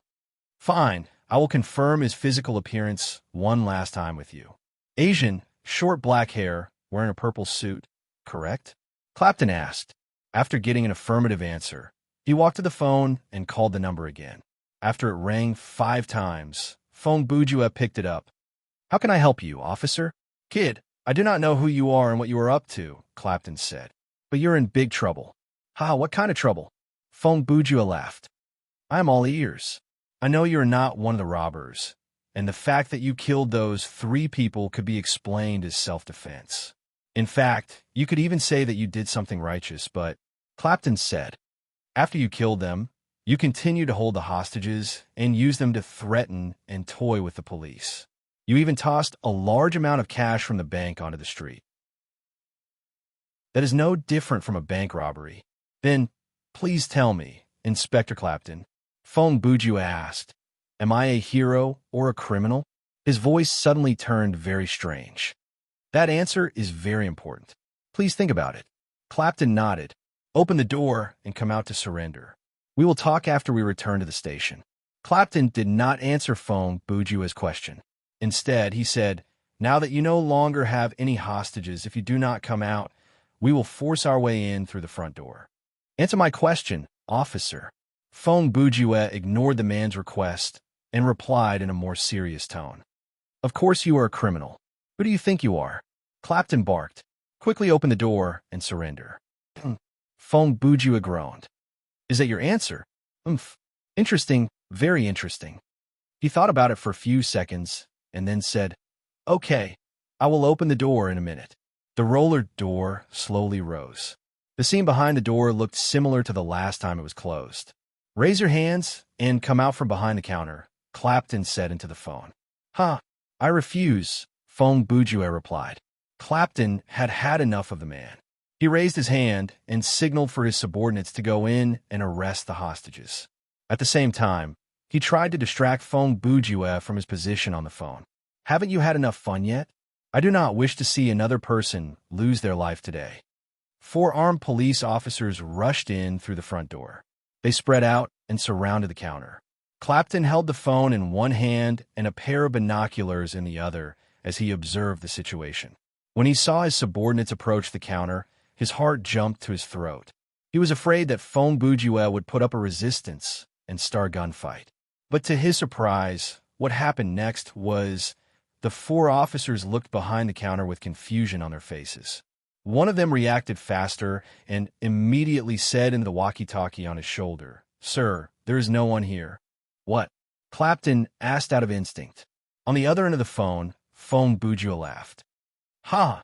Why don't you take a guess as to what happened after the door was closed? Quick, search the place. He must still be inside that bank. He must be hiding somewhere." Clapton was not afraid that Fong Bujue would overhear him, so he ordered into the walkie-talkie. "Humph! Are you sure?" Fong Bujue scoffed coldly. Clapton turned to the other end of the phone and said, "I am still calling the counter. You can transfer the call, can you?" Fong Bujue said with a smile. "When I said that the dead man's phone had run out of battery, I was lying to you. His phone still has plenty of battery. I'm still holding it in my hand." By now, Clapton was starting to realize what was going on. The man had covered the hostages' heads, tied their hands and feet, and then said something like, "I have an accomplice hiding among them." To put it bluntly, it was all a ruse to buy time. Clapton thought to himself. Everything that he had done and said earlier was linked to one another until he closed the door that time. He knew very well that after that, I would be able to find out everything from the hostage. All of his lies and actions would be exposed before my eyes. And what I still do not know is what he did in the time between the door being closed and the door being opened. Chapter 270. Several minutes earlier, as the shutter door slowly lowered, Fong Bujue stood up from behind the counter. By then, he had already set up the call transfer function. As long as Clapton called the phone on the counter from outside the door, the call will be transferred to the phone that he was holding. Of course, the ringing mode of the phone had been set to vibrate, and he had confirmed that this number was not bound to a ringtone. Naturally, he could check the time inside the bank lobby. Fong Bujue glanced at the digital clock on the wall and mumbled to himself, "It will take them at least 7 minutes to get the basic information out of the hostages." He took the key and the key card. He had gotten them back from the manager, walked through the door behind the counter, and came to the surveillance room. He turned off all the surveillance cameras. Earlier, when the hostages' heads were covered and the call from the police had not arrived for several minutes, Fong Bujue made use of this opportunity to walk around the bank and familiarize himself with the structure of this building. He knew very well that there were only 3 ways to leave this place. The first was through the front door, the second was through the ventilation pipe, and the third was through the windows of the 4 or 5 offices that faced the street. Fong Bujue was not sure about the deployment of the police outside, so he could only rely on speculation. First, there had to be someone outside the front door. Even though the influence of the cash bomb was still there, he could not just walk out like that. Second, the windows that faced the street were probably being watched as well. Even if the number of police there was not as high as the number at the front door, to escape, he would have to use the wrench to break down the railing outside the window. Be it in terms of time or invisibility, escaping from that place would be difficult. Finally, the only way left was the ventilation pipe. Fong Bujue did not place any hope on luck. He believed that with his luck and the intelligence of the Gotham City Police, there would be someone watching him from outside the ventilation pipe. After he crawled out, there were only 2 scenarios that he would run into.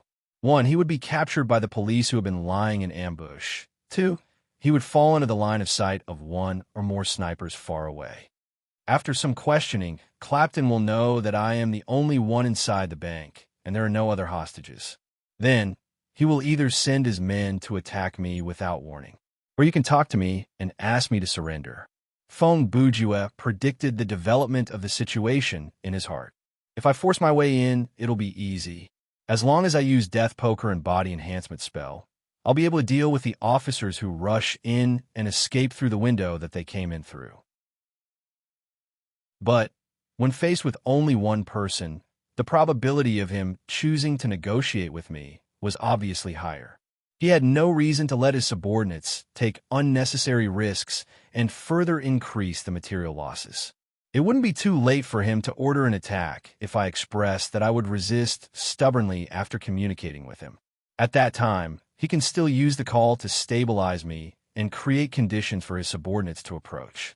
So, as long as I stay on the line, the first batch of police officers who enter this place will definitely place most of their attention behind the counter, Fong Bujua said. This will make it easier for me to lure them into a trap. He returned to the lobby and took off the face mask of the thug with the assault rifle. Then he jumped into the back of the counter and placed the relatively intact face mask on the head of the thug, whose face was smashed open. Then he dragged the body of the thug and retreated into the surveillance room.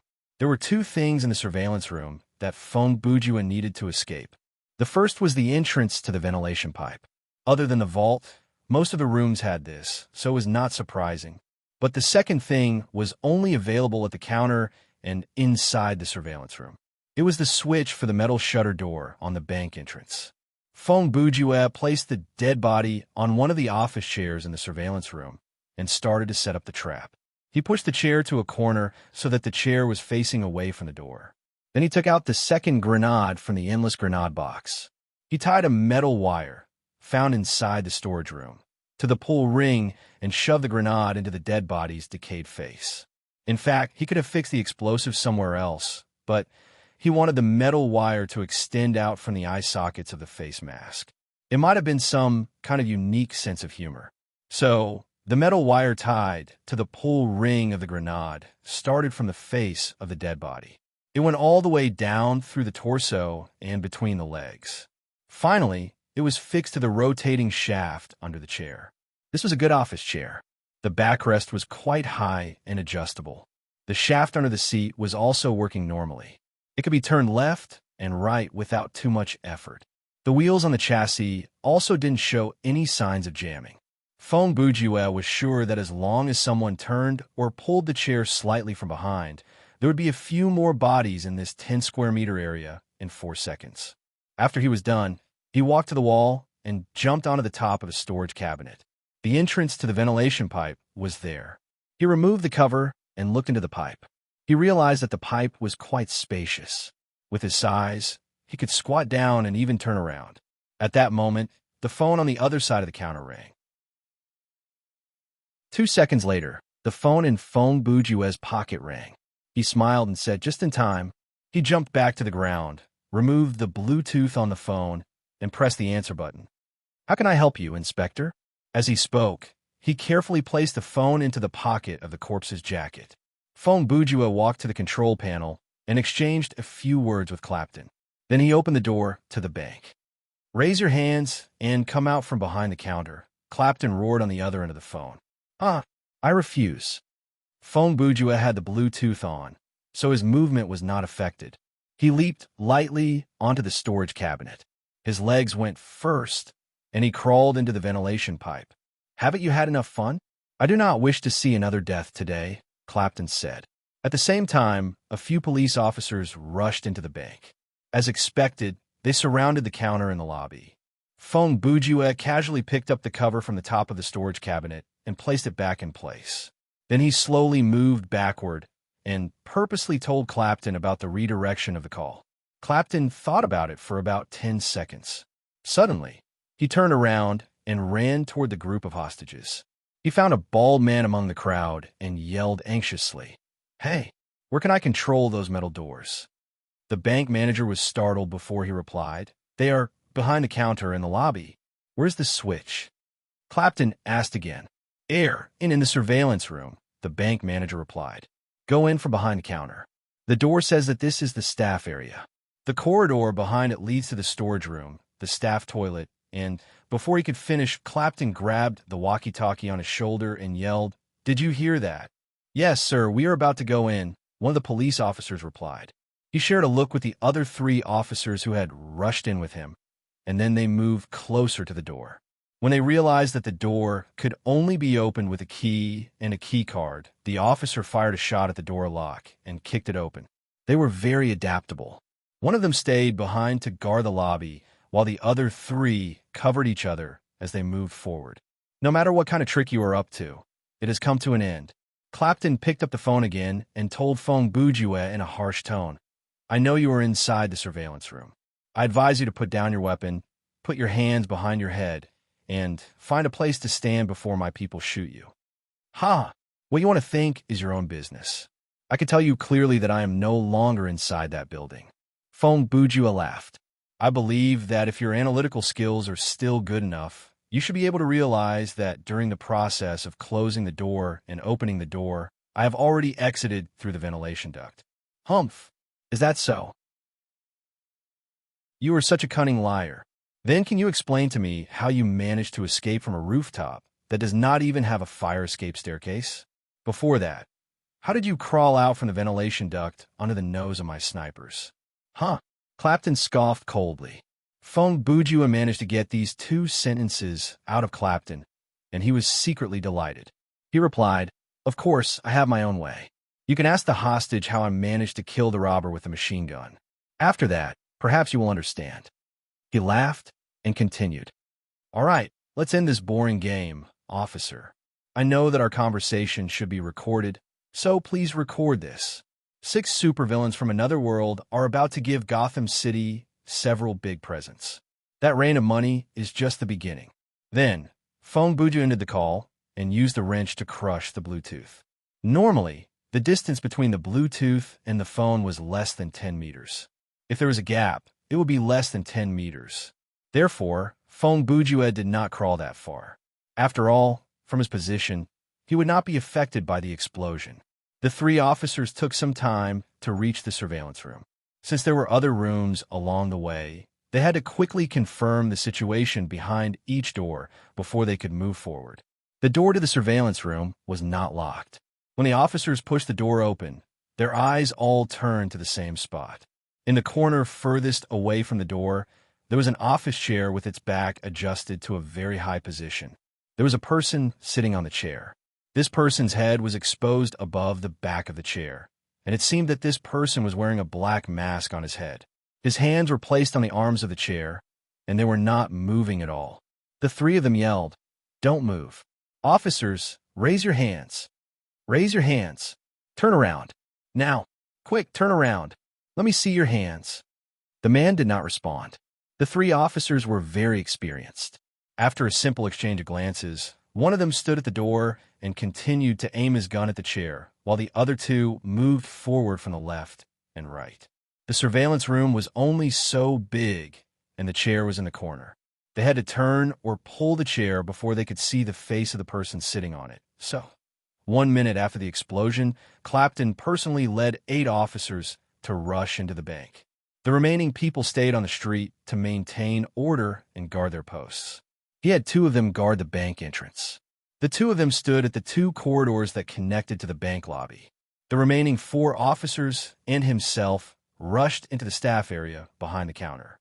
When he arrived at the surveillance room, Clapton saw the 4th officer who was supposed to be guarding the counter. He was the first to rush into the room when he heard the explosion. At that moment, he was kneeling on the ground, and he was carrying a dying colleague in his arms. He lifted his head to the sky and roared, "Oh, God, Lester!" No, the dying Lester was the officer who was closest to the door when the explosion occurred. His face was covered in blood, and he was moaning in pain. The other 2 officers were lying in a pool of blood inside the surveillance room. They had died on the spot. "Call the doctor. Quick!" Clapton roared at one of his subordinates. "Quick, go to the street and ask them to bring the stretcher in." Even though he was shouting excitedly, he knew in his heart that Lester was not going to make it. He probably would not be able to survive until he was carried into the ambulance, much less reach the hospital. Furthermore, the situation on the street was chaotic. The ambulance would not be able to get out. "Lester! Lester!" The officer who was hugging him screamed twice, and then he could not help but start to cry. "Oh God, why did this happen? Damn it." Clapton kicked heavily on the wall. "This son of a b****tch. He rushed into the surveillance room and rushed toward the explosion site. His eyes looked like they were about to spit fire. What is going on? The walkie-talkies of these officers had been switched on, so Clapton could hear the sound of their movements. He knew that about 10 seconds before the explosion occurred, the 3 of them had already seen their target and taken control of the situation. However, he had no idea what happened next. Could it be that this be asterisk star triggered the bomb on his body? Clapton squatted down to look at the charred body. No, the clothes on this victim are not right. He stood up, and his brows were deeply furrowed. He set up explosive traps on other people's bodies? Then where did he go? Actually, during Clapton's initial interrogation, someone had already mentioned the strange golden light and Fong Bujua's ability to pull out a weapon out of thin air. However, Clapton was too focused on other information, and he did not pay attention to these things that sounded like bullsh asterisk T to him. It was not until before the explosion occurred that, under the order of Fong Bujua, he once again focused on the details of the murder of the criminal with the machine gun, that he realized that things were not as simple as they seemed. This John Doe, could he be one of the supervillains that has recently appeared? Clapton pulled at his thinning hair and gritted his teeth. Could it be that he has really escaped from his place? With that in mind, he picked up the walkie-talkie and spoke to the sniper who was responsible for monitoring the rooftop of the building. Newman, can you be sure that no one has come out from the vent? Yes, sir. Can you be 100% sure that your eyes have never moved away from that vent? The sniper thought about it for a few seconds. Sir, it is impossible for me to keep my eyes on the same spot every second. Perhaps there were a few times where my eyes were at least 10 seconds apart. I was aiming at the street and the front door. Damn it, Clapton cursed. Then he sighed angrily and adjusted his tone. All right, you can come down now, Newman. He adjusted the frequency again. The other snipers, you should retreat as well. Put the rifles back on the equipment truck and go to the street to help. He changed the frequency again and contacted the tactical team. Team 2, Team 3, leave 3 people behind to guard the street behind us. The rest of you, come to the bank entrance to help. After all, Clapton was the highest commander at the scene.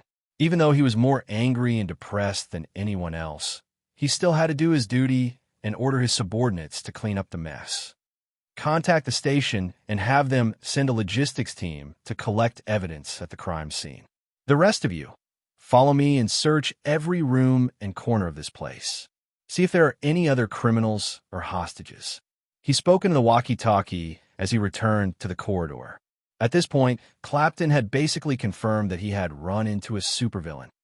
Fong Bujua's series of actions and the calm attitude that he had displayed earlier showed that this John Doe was not someone to be trifled with. His behavior was erratic, making it hard for others to fathom. He had killed the robbers, taken the hostages, toyed with the police, poured several million US dollars on the street, released all the hostages, and killed 3 police officers. Hero? Outlaw? Robin Hood? Terrorist? Humanitarian? Homicidal maniac? He was like a metronome, bouncing back and forth between good and evil. He radiated madness, but at the same time, he had a meticulous mind and excellent operational ability. If not for the fact that he had heard the description of Fong Bujua from the hostages, Clapton definitely would have associated this man with a mental patient from Arkham Asylum.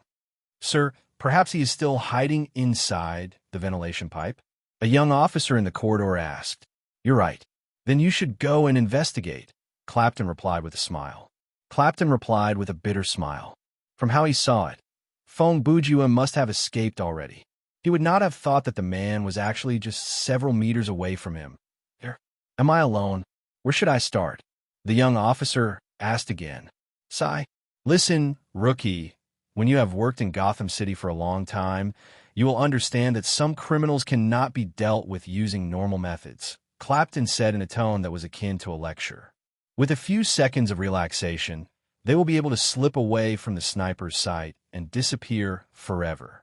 Some of these people can run on walls, some can use their bodies to release nerve gas, and some can even bite half of your body off. Do you think the clown will be hiding inside the ventilation pipe? Do you think Two-Face, the Riddler, and the others will be hiding inside the ventilation pipe? Clapton shook his head. I have seen too many things like this today. If you want to go and investigate, go ahead. The rest of you, follow me. Clapton's thought reflected the thoughts of most of the officers in Gotham City. Even Inspector Gordon could not deny that when faced with these supervillains, the only person who could save this city was Batman, and the job of the police was to clean up the battlefield for him. The young officer pushed the cap on his head and replied seriously, "Yes, sir." He looked around, and his eyes soon stopped at the ventilation pipe that led to the surveillance room. The entrance to the ventilation pipe was at the highest part of the wall, and it was close to the ceiling. Even though the explosion had caused the locker to be slightly warped, that did not stop the officer from climbing up. With a push of his hands, his upper body flipped onto the top of the locker. After his center of gravity was placed on top of the locker, his legs followed suit. Then, he reached out to grab the panel that was blocking the ventilation pipe.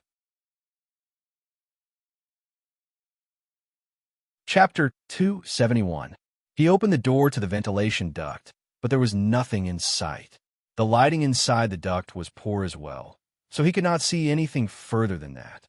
Obviously, when Clapton was talking to the young officer, the person inside the duct had already silently crawled away. If there had not been an explosion inside the surveillance room, and the young officer was good enough, perhaps when he climbed up the lockers, he would have noticed that the dust on the top of the lockers had been knocked off. Unfortunately, after the explosion, that theory was not valid anymore. With Feng Bujue's cunning, naturally, he would not leave a broken Bluetooth inside the ventilation duct, so this clue did not exist. The officer crawled into the ventilation duct with his face facing forward. Using his elbows as support, he slowly moved forward. After hearing what Clapton said, his confidence in finding the culprit had been greatly reduced.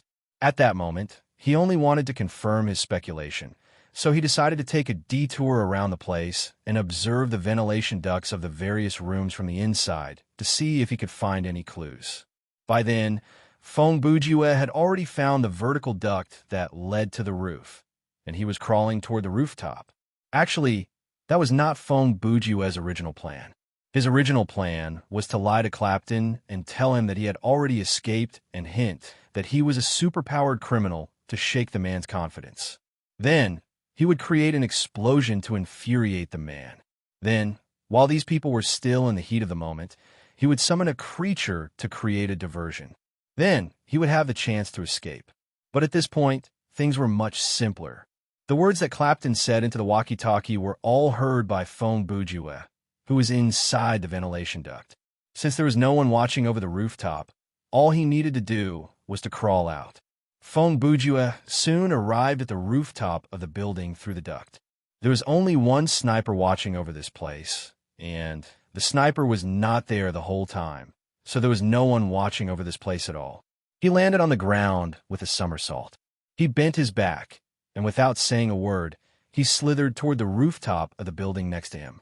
The distance of 3 to 4 meters and the height of the railing was nothing for Feng Bujue now. Even if he did not activate body enhancement spell, he could easily jump over the rooftop. As mentioned before, players after level 30, no matter what their specialization was, their physical abilities would reach the level of leaping onto roofs, vaulting over walls, and punching like the wind in the Matrix. Currently, Feng Bujue was level 28. As a well-rounded player, all of his abilities were above average. Naturally, he already possessed this kind of strength. Of course, in terms of pure combat power, the other 5 players were like Agent Smith, and Feng Bujue was like a minion in the rebel organization. If they were to fight in a battle formation, it would be a dead end. It was more likely that they would be chased all over the streets. After a few leaps, Feng Bujue arrived at the rooftop of a nearby residential building. He found the fire escape stairs and looked down into an alley. There was no one there. In fact, there weren't many people on the nearby streets. Everyone had gone to the street in front of the bank to pick up money. Feng Bujue walked down the stairs leisurely. When he reached the second floor, he used his hands to jump over the railing and landed on the ground. "Sigh, I ran into something like this once I entered the scenario," Feng Bujue grumbled. "Thankfully, it didn't take me too long to escape." Then, he looked around and activated Kya. A red circle that looked like a magic circle appeared on the ground before Feng Bujue. The light gathered on the circle, and after floating for a while, the light solidified. Name, Summon, Hammerhead Crane Skill Card Property. Active, Permanent Skill Type. Summoning Effect. Summon a Hammerhead Crane to fight for you.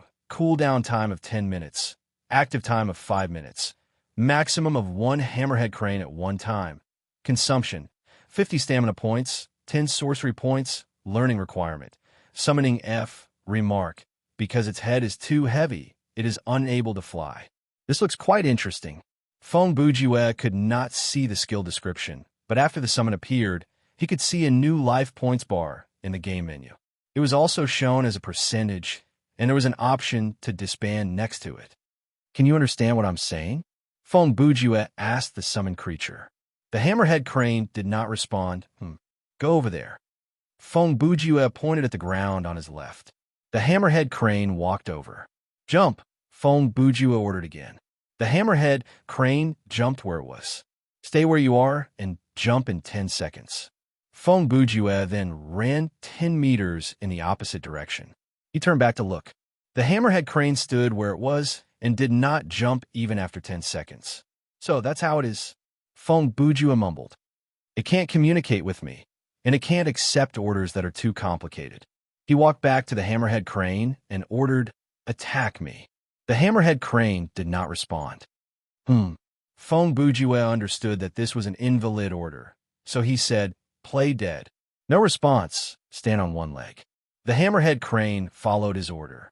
Maintain this posture and turn in circles. There was no response, but it maintained the posture of standing on one leg. It will ignore orders that are beyond its ability. Feng Bujue reached out to grab the hammerhead crane's neck. He wanted to try to strangle it, but he realized that he could not turn his intention into action. It's the same as a teammate. Feng Bujue tried to put the hammerhead crane into his inventory, and he succeeded. Okay, I think I get it now. After Feng Bujue completed the test, he disbanded the summoned creature. After all, he could not allow this thing to follow him out on the streets. I wonder if all summoned creatures are like this. In any case, I should go get a newspaper to check on the situation in Gotham City. Feng Bujue mumbled as he walked out of the alley. At the same time, at another corner of the city, on a bench in the park sat a man who was reading the newspaper. He was wearing a normal outfit, a checkered shirt, jeans, and a jacket. His hairstyle was short. He looked like an ordinary passerby, and no one would pay attention to such a guy. If this was a movie, he would be a human prop, part of the background, the kind that was blurry, and his face could not be seen at all. But he was a player, Shadow King. Suddenly, a small voice said, "Someone has used the summoning skill." The voice was strange. It appeared to come from under the bench that Shadow King was sitting on, but there was nothing underneath it. "Who is the summoned creature?" Shadow King asked softly. "Just a small fry. Don't mind it. Plus, it has been disbanded," the voice replied. "Can you confirm a location where it was last seen?" Shadow King asked. "Of course." Shadow King folded the newspaper and slowly stood up. As if talking to himself, he said, "Lead the way." Chapter 272. Inside an underground sewer in Gotham City. A petite figure flitted past, and behind her, an even faster figure quickly followed. After several turns and stops, Not a Scaredy Cat was still forced into a dead end. Seeing this, Not a Scaredy Cat turned around alertly and attacked without warning. She was still using a polearm, but the design of the equipment was much better than the one that she had used on Hunter's Island. As a non-gaming studio player that was heavily groomed by Jiang Hu, Not a Scaredy Cat's equipment was not bad. The thunder pestle swept over, causing lightning to burst out. The figure that was following her was prepared, and he raised his arm to block. However, the moment he was hit by the electricity, he felt his energy drain away, and his body went numb. "Oh, so you have this trick up your sleeve." Seven Kills smirked coldly and shouted, "Unfortunately, it's useless." This shout was like a bolt from the blue. A wave of energy exploded around Seven Kills, and it rushed at Not a Scaredy Cat like a wave. Not a Scaredy Cat knew that the situation was not looking good for her. Her opponent was much stronger than her, and if she fought him head-on, she would lose. In a moment of desperation, she came up with a plan. Using all the energy in her body, she leaped into the air. Using the shock wave that came at her, she waved the weapon in her hand and smashed through the thick layer of cement above her. She landed on the ground. Above her was a road, and there were quite a lot of cars. Suddenly, a large piece of the road in the middle of the street was lifted up like a carpet, and a beautiful woman holding a huge weapon emerged from below. The passers-by and drivers were undoubtedly stunned, and the traffic came to a standstill in a few seconds. Then, an even more exaggerated scene happened. As soon as the petite woman stood still, she stabbed the weapon in her hand into the nearest taxi, completely ignoring the fact that there was no one in the car. The car was like a stake, and not a scaredy-cat's thunder pestle was like a fork. She used the weapon to pick up the whole car, and with a roar, she swung the car toward the gap in the road. After 7 kills unleashed that skill, he froze for a few seconds before giving chase. Unexpectedly, when he leaped up, he bumped into a large piece of yellow metal that was falling down. When he jumped up, it was only because he wanted to land on the ground that he didn't use his full strength. If he had known that there would be such a hindrance, he would definitely have punched upwards with all his might. He might have been able to knock the car back to the ground or break it in two. But there were no ifs in this world. 7 kills was already in the air and had nowhere to jump to. He could only protect his head with his hands and take the hit. The weight of the car and not a scaredy cat's strength pushed 7 kills back into the sewer. That was not the end of it. After throwing away the car, she immediately put away the thunder pestle and took out 2 Uzi submachine guns from her bag. She aimed them down and fired. Before she ran out of bullets, she successfully hit the gas tank of the taxi and caused an explosion. The short distance, the disadvantage of being in the air, and the sudden consecutive attacks. These 3 factors caused 7 kills, who had the upper hand, to suffer greatly. Even though he had tried his best to crawl out from underneath the car and run away when he heard the gunshot, he was still affected by the explosion. 7 kills' life points plummeted to 19%. He quickly gulped down a bottle of life points recovery potion, large. Ignoring the bleeding and burns on his body, he kicked, jumped, and chased after not a scaredy cat. This time, 7 kills jumped very high, but when he jumped through the gap in the road and leaped into the air, he could no longer see not a scaredy cat. TSK. Has she escaped? 7 kills grumbled with annoyance. I really can't let my guard down. He landed slowly, and his feet touched the ground. When he landed, he knelt on one knee, and he was injured again. Damn, I jumped too high. Right then the siren rang. The patrol car nearby had arrived. 2 officers ran over and aimed their guns at him. Hey, you, don't move. Put your hands where I can see you. 7 kills glanced at them and grumbled to himself. Humph, that little girl is smashing things, and I'm a scapegoat. He ignored the threat from the 2 officers and looked around.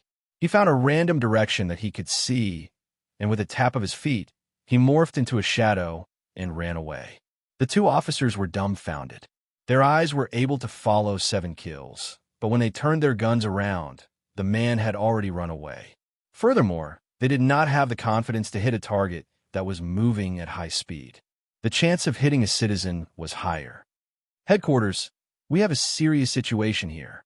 We suspect it to be a fight between supervillains.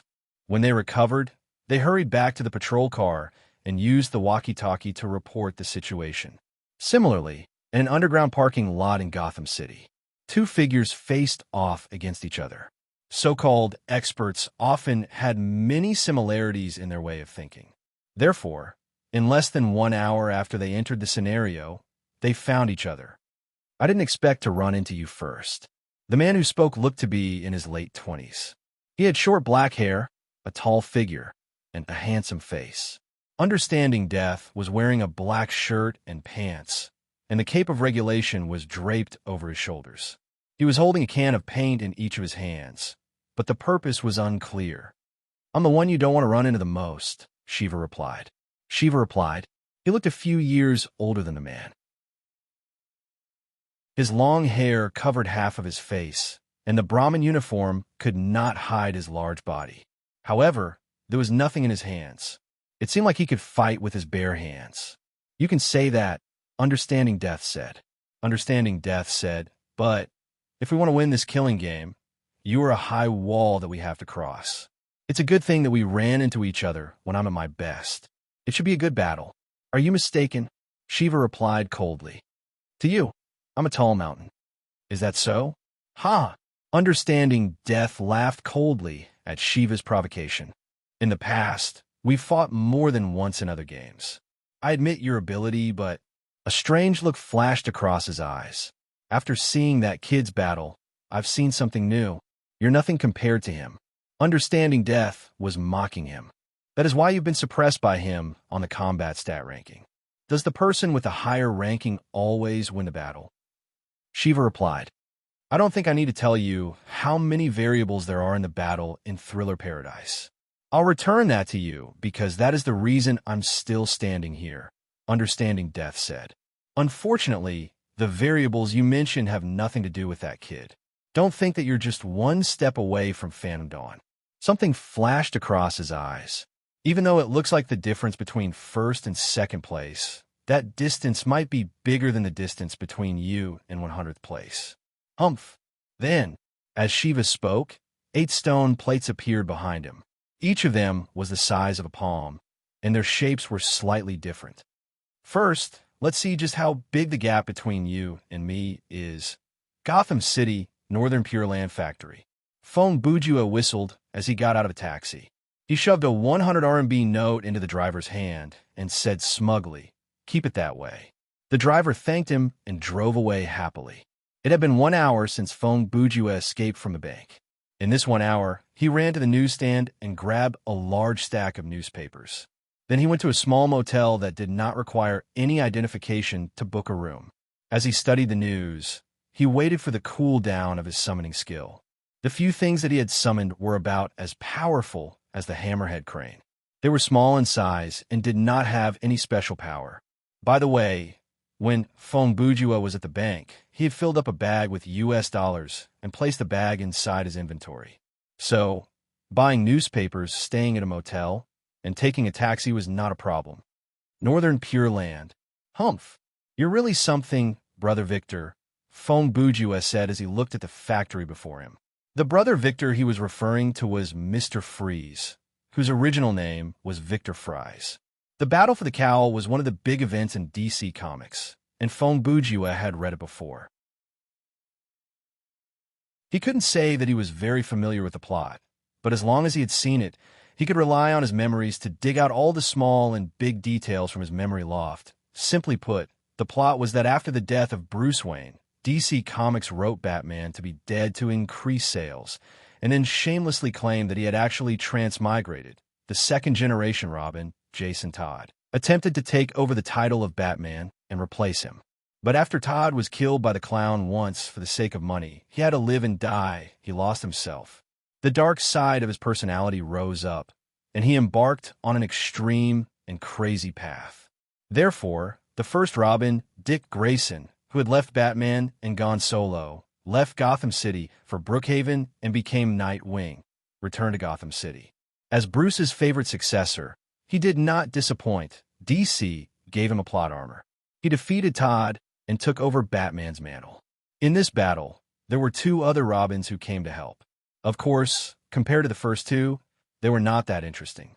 But what Phone Bujua paid attention to was not the battle for the cape itself. He was more concerned about the hidden threads that were intertwined behind the battle for the cape and happened at the same time. The first was the battle between Two-Face and Penguin Man.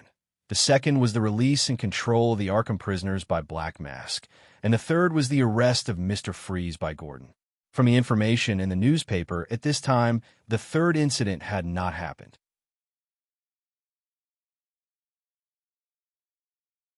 Chapter 273. Inspector Gordon will arrive at this factory tonight, and he will be captured by Mr. Freeze. 24 hours later, Gordon will defeat Mr. Freeze at another location. Phone Bujua did not hurry to enter the factory. Instead, he observed the surrounding terrain and escape routes. Now that I think about it, this scenario started too early. None of the important events have happened yet. The prison van transporting Arkham's prisoners hasn't been robbed yet. After that, it was the series of actions that Black Mask ordered the criminals to rob Two-Face of his firearms and attack the Gotham City police station. The battle for the cape between the heroes will happen at the same time. He calculated in his heart. To catch up to all this, I'll need to stay in this scenario for 2 or 3 days, and that's obviously impossible. In this kind of non-sleeping mode scenario, staying too long will exceed the game's time limit. In other words, in this killing game, the system doesn't plan to give us too much leeway to change the main plot. It merely borrows the setting of Gotham City to give us a stage to fight on. His grasp of the setting was accurate, and the task in front of him was undoubtedly arduous for Feng Bujue, who was the weakest of the 6 players. To turn the tables and win, he had to make use of all the available resources in the scenario. When he was reading the newspaper at the hotel, he had come up with 3 plans. The first plan was to kill and impersonate the Black Mask to replace him. Then, he would control Arkham's prisoners and have them attack other players.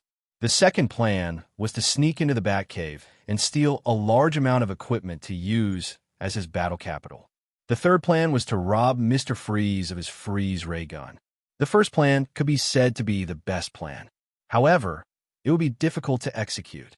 Even though Feng Bujue knew the real identity of the second Black Mask and knew what he was going to do and how he was going to do it, to find a man's hiding place, kill him, and move the prison break earlier, there were too many variables, and any part of the plan had a high chance of failure. The second plan could be considered a middle plan. It did not matter in terms of time, but the problem was the risk and difficulty. Currently, there were 2 bat caves in Gotham City. One was at Wayne Manor, and the other was at the collapsed subway underneath the city. Be it Bruce Wayne's Batcave or Jason Todd's DIY Batcave, they should have plenty of equipment stored there, and this should be at least excellent quality. It was not difficult for Feng Bujue to find any one of them. With his reasoning ability, all he had to do was to check the map and the relevant information about the city's traffic. The problem was it was easy to find, but difficult to enter. Easy to enter, but difficult to exit. Now, the heroes of the Network of God all treated the Batcave as their stronghold. Barbara, Director Gordon's daughter, the former Batgirl, who was paralyzed by the clown in Fatal Joke and was currently the Sage, also stayed in there for a long time. If he went in to steal things and bumped into a random superhero, it would be difficult for Feng Bujue. As for Jason Todd's Batcave, it was mostly empty, but if there was someone there, Feng Bujue would die if he sneaked in. Todd was like a version of Batman who knew how to use a gun and kill people. Based on the description of the third Robin in the comic, he had an extremely cruel fighting style, good fighting skills, and the skills of sharpshooter. He moved in the shadows and moved in the dark. The criminals who ran into him would not even be able to see his movements clearly, no matter which Batcave he targeted. With Feng Bujue's fighting ability, the chance of him entering and not leaving was very high. Therefore, he chose the third strategy, which had the lowest reward but the highest chance of success. Mr. Freeze's fighting ability was normal, and his weakness to heat was obvious. As long as he did not face him head-on while he was holding the freeze ray gun, taking him down was not that difficult. Even a normal person like Director Gordon could do that. Furthermore, even if Feng Bujue managed to subdue Mr. Freeze before the police arrived, it would not affect the main plot of this world. At most, it would cause Victor to be arrested 1 day earlier. After all, Mr. Freeze would be sent to Cold Steel Mountain Prison, and it would have nothing to do with Arkham. If only the duration of this scenario was longer. If only I could contact a more powerful villain and provide him with some information. Then I would be able to take down the base of the Justice League and send a few nuclear bombs to the other players, Feng Bujue mumbled. By then, he had walked around the factory and returned to the spot where he got off the bus. Entering from the second-floor window is not a bad idea. Is that so? You want to steal Mr. Freeze's freeze ray gun, right? A voice interrupted Feng Bujue's train of thought. Feng Bujue heard that, and his heart squeezed. He immediately realized that he had run into another player. Based on what you've said, it sounds like you've been following me for a long time. Feng Bujue pretended to be calm as he slowly turned around to look at the source of the voice. Why don't you ambush me? He smiled. Don't tell me something like there's no need. The Shadow King's unassuming figure appeared in Feng Bujue's sight. He replied calmly. Even if I want to ambush you, I have to have the means to do so. As he spoke, he took out a pistol from his inventory. For me, if I want to ambush you, I can only rely on this. Fong Bujue was on alert, but to his surprise, the man calmly put the pistol back into his inventory. Unfortunately, my marksmanship mastery is only level F. If I'm too far away, there's an 80% chance that I won't be able to hit you. Shadow King replied with a smile. And if it's a close-range ambush, I'm not that confident since my fighting mastery is only level E. Furthermore, we're both around level 30. Do you think you won't notice if I sneak up on you? Based on my observation, you're a very careful person. Anyone who gets within 5 meters of you, even the movement of their arm will attract your attention, much less pull out a gun. When Fong Bujue listened to the man, he was also observing his body language. After the man finished, he replied, I can't see any sign of lying on your face. That means there are two possibilities. Either you're a god-tier liar, or what you said earlier is true. He paused and looked directly into the Shadow King's eyes. If you're really a player who is bad at fighting and marksmanship, then there are two possibilities why you've appeared before me now. As he spoke, he raised one finger. The first possibility is that you're very weak, so you're trying to form an alliance with me to deal with the other players in this scenario. He raised his second finger. The second possibility is that among your 3 masteries, workmanship, sorcery, and summoning, one or more of them must be very strong, and that gives you enough confidence to defeat me. Oh, the Shadow King seemed to be interested. Even though it's very arrogant, it's a correct analysis, he said. Anything else?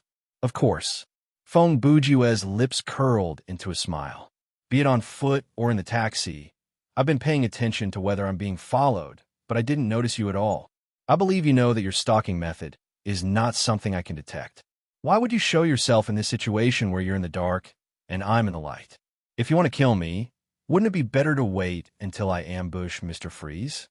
Fong Bujue scratched his chin and paced back and forth.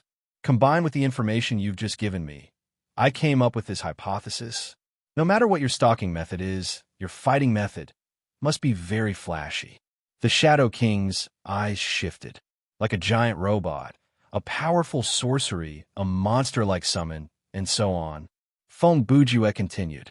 If you think about it that way, things make sense, he said calmly. If you make your move in the city, even if you manage to kill me, you'll attract the attention of the police, superheroes, and other players. Fong Bujue chuckled coldly. In using the fighting method described above, there's no reason for you to wait until I'm fighting Mr. Freeze, because it's the same here. He pointed at the road that he had come from. This factory is quite far from the city, and it's quite deserted. I believe, actually, when I entered this area in the taxi, you were already prepared to make your move. It's just that when you were following me, you kept quite a distance from me. So, you only showed up after I circled around the factory. Shadow King studied Fong Bujue up and down. You're Fong Bujue? On the combat stat ranking, Shiva, Understanding Death, and 7 kills had guild names, and Not a Scaredy Cat was obviously a girl's IGN. Therefore, when Shadow King saw Fong Bujue's Underworld Frontline badge, he came to this conclusion. That's me. Fong Bujue replied. His tone could be described as obnoxious, like he was some big character himself. You're quite good at analyzing things. If there's a chance in the future, I'd like to cooperate with you, Shadow King said. But now, I believe you're dead meat. Under his normal appearance, there was a scary presence. Players outside the top 10 on the combat stat ranking are no match for me. Oh, based on your tone, you're also on the ranking, but you're anonymous? Fong Bujue purposely tried to get information out of the man. Shadow King did not hide anything and said directly, Number 19, known as the man in the shadow, Shadow King. You're number 19, but you say that no one below the top 10 can beat you? Fong Bujue said. If that's true, then I'll tell you a secret, he said seriously. He said seriously, don't think that I'm not even on the combat strength ranking. None of the people on the ranking can beat me. Humph, you think I'm bluffing, don't you? King of Shadows said with a smile. As he spoke, he took out a small knife from his backpack. Feng Bujue was prepared because he was the one who was bluffing. Death Poker had been activated. If the man suddenly attacked, he could use shield to block. Before he knew it, King of Shadows had stabbed himself with the knife. "Hey, brother, what are you doing?" Feng Bujue said. "Are you trying to scare your opponent to death? Let me give you a piece of advice. You can scare anyone but me. Haha. I'm sorry, because I need to use a large amount of my own blood, and it has to be fresh. I have to do this every time." Shadow King laughed bitterly. "Initially, I was inexperienced, so I made random cuts on my arms and legs. In the end, I ended up with wounds everywhere, and I ended up wasting the item to stop the bleeding. Then I understood, and I cut the liver." Cough. As he said that, he coughed out a large mouthful of blood. "What the hell is going on?" Feng Bujue instantly took out Miss Moxie's bad temper from his inventory and fired at the enemy. "Looks like you're using a dangerous skill with a high price, aren't you?" Feng Bujue's marksmanship was level D, and the shooting distance was just right. Dozens of bullets were fired in a few seconds, and almost all of them hit the target. Unfortunately, when the bullets were about to hit the Shadow King's body, they hit an invisible barrier and were all bounced off. "I bought a set of armor specialized in bullet defense at a high price, and all of them have the refraction attribute." Shadow King laughed. "Just to buy a few seconds." His blood quickly spread on the ground and turned into a round pool of blood under his feet. At that moment, Shadow King's eyes flashed. The next second, the blood on the ground surged as if it was boiling. Feng Bujue did not reload the second magazine of bullets. After he saw that the bullets were ineffective, he decisively put away the gun. Instead, he took out his death poker, and a straight flush immediately flew out. At the same time, he took a step forward and followed the poker card like an arrow leaving the bow. Shadow King pulled out his sword, covered his wound, and retreated. However, he staggered and could not even stand properly. His speed was no different from an ordinary person's. It was obvious that he could not dodge the combo attack of Death Poker and Feng Bujue. As the saying goes, take the enemy's life when they are weak. When Feng Bujue was halfway there, he had already taken out a stool from his inventory.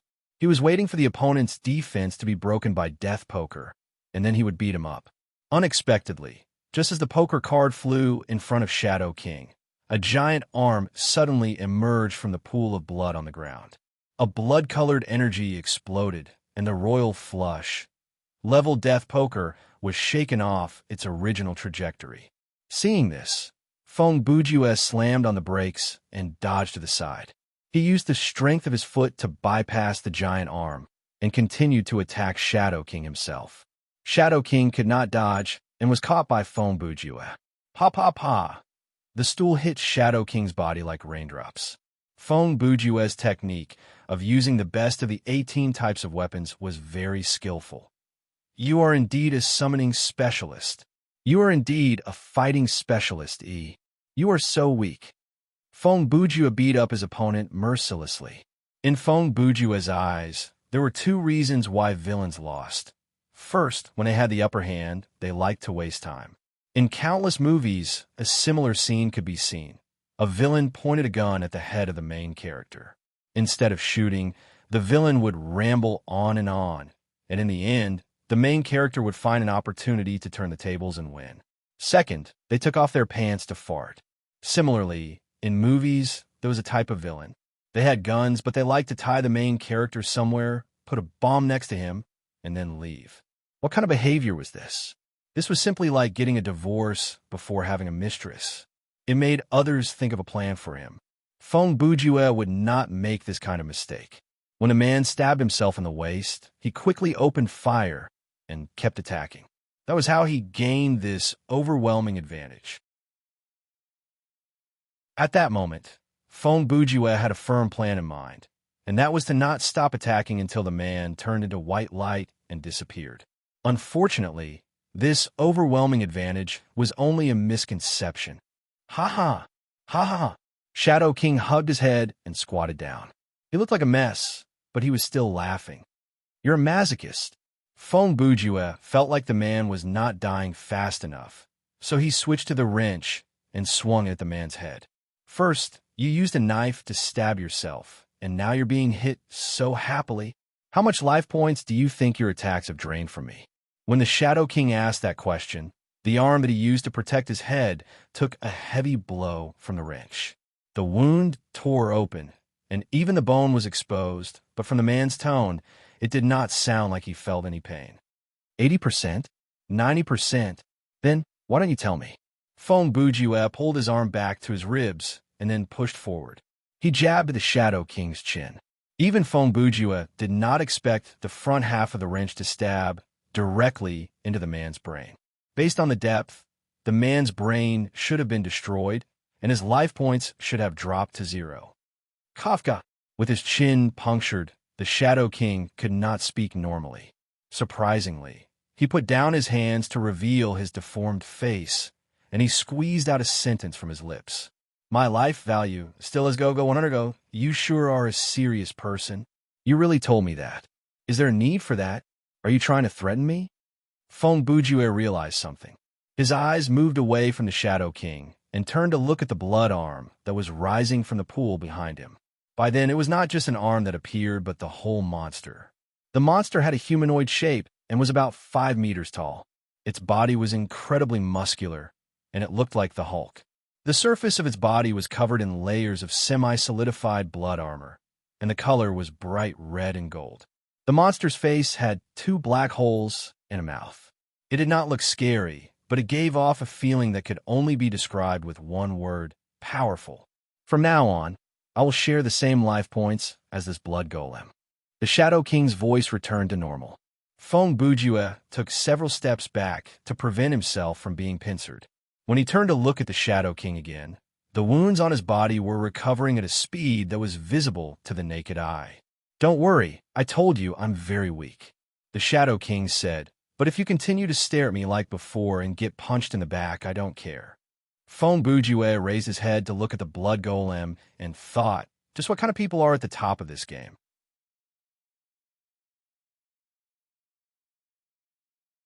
Chapter 274. Feng Bujue did not want to experience any skill or normal attack from this giant monster. Therefore, he took out the infinite grenade box and tossed the 2 grenades at the golem. He quickly retreated to prevent himself from being caught in the blast. The location of the grenades was obviously calculated. It was between the blood golem and the Shadow King, so it could injure both of them at the same time. Bang, bang, bang. The attack was surprisingly successful. Half of the blood golem's body was blasted into mush, and the Shadow King himself was hit by the shrapnel. He looked quite injured. Not bad. These 2 blasts caused 37% damage. The Shadow King's tone was calm. Unfortunately, the damage will disappear soon. Before the dust settled, Feng Bujue realized that the blood golem's body was recovering rapidly. The same was true for the Shadow King. The shrapnel that was embedded in his body was pushed out by the new flesh. Not only the sharing of life points, but also the sharing of self-healing power, Feng Bujue said. In other words, to kill this thing, we'll have to deal a lot of damage in a short amount of time. Correct, the Shadow King said. That's why I said, those who are not on the top 10 ranking cannot defeat me. He shook his head. The lot of you do not have the destructive power to kill this golem. Before he finished, the blood golem raised its giant arm and swung it at Feng Bujue. Feng Bujue saw this and turned around. With a leap, he performed a neat backflip in the air and barely dodged the attack. When the blast from the giant arm brushed past Feng Bujue's back, he could feel a gust of wind blowing past him, and the powerful impact pushed him several inches upward. Just this one round of confrontation had practically dispelled Feng Bujue's hope of facing the golem head-on. He estimated that, even if he used Kaya, he would not be able to deal as much damage as the golem's normal attack. How is he supposed to fight this? This is too ridiculous. It is normal for the attack range and power to be high. After all, its size is there for all to see, but its speed is too fast. Feng Bujue grumbled. Even though he was surprised, he did not plan to activate Body Enhancement spell, because his current speed was not slow either. After all, he had already dodged the attack earlier. The Shadow King did not care that his attack missed. With the knife in his hand, he followed the golem and continued to close in on his opponent.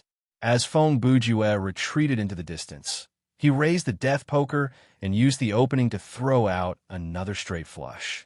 His target was still the Shadow King, but this time his opponent did not even bother to use the golem to block the attack for him. The Shadow King allowed the 5 cards to tear at one side of his face, and he used the broken face to grin. Huh, you're just like those who have lost to me in the past. I believe you've misunderstood the meaning of shared life points. He paused before continuing. Perhaps you think that attacking me will cause more damage to the life points than attacking the golem. He reached out one hand and spread his fingers. Unfortunately, my body only accounts for 5% of the total life points. Even if you pulverize me, you'll only take 5% of the damage. Then, as long as the golem extracts 5% of its blood from its body, it can reconstruct another me. And this 5% of life points can be recovered instantly. Oh, Feng Bujue said. If that's the case, to kill you, not only will I have to pulverize the golem in a short amount of time, I'll have to kill you as well. Otherwise, your 5% of life points will be able to slowly regenerate the golem from a puddle of blood. He immediately used reverse engineering to come up with another possibility for the golem's power. You've got quite a quick reaction, the Shadow King said darkly. Many people have been tricked because of that. Now that's interesting, Feng Bujue replied. Then why don't you split up with the golem? With your excellent long-distance tracking ability, wouldn't it be better for you to find a place thousands of miles away from the golem to hide and control it to kill you? Even if it's destroyed, it can regenerate endlessly. He scoffed. Could it be? Hearing that, the Shadow King's expression shifted. You sure are something else. Feng Bujue's eyes sharpened like they could pierce through the man's soul. I knew it. You shared something else with the golem, didn't you? At that moment, the golem charged forward and stomped on Chengu again. Feng Bujue had no other choice. He retreated again and again, but he did not try to block the attack. When the arm reached out from the pool of blood to block me, I was curious.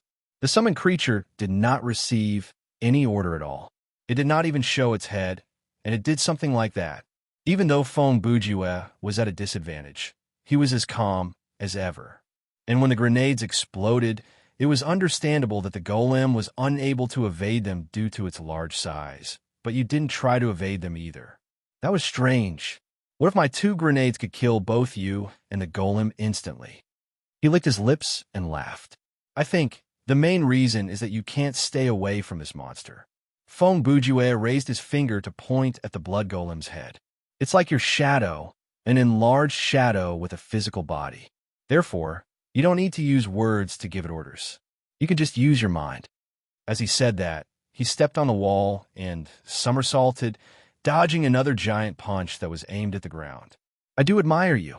King of Shadows smiled easily. To be able to come up with all this in such a short amount of time. He shrugged, but that's not entirely accurate. You have overestimated the AI of this summoned creature. I can't use my mind to control its every move. I can only use my mind to give it simple orders within a certain distance, like, kill this person, and it will use its own fighting style to carry out the orders. Feng Bujue continued, so, you can't use this summoned creature from a long distance, humph. So what if I know? The Shadow King scoffed. Do you think this kind of limitation will help you defeat me? This blood golem is a summoning skill that can only be learned by a level B summoning mastery. Theoretically speaking, one would have to have at least one rank specialization that could be used in battle to be able to contend against it. You, at level 28, do you have that kind of power? Feng Bujue. Ha ha. There was no smile on Feng Bujue's face. His fake laughter sounded more like a roar. No, he replied shamelessly. The next second, Feng Bujue turned and ran. He rushed into the factory of the Northern Pure Land and screamed, "Help! Murder! Professor Fries, come out and help me."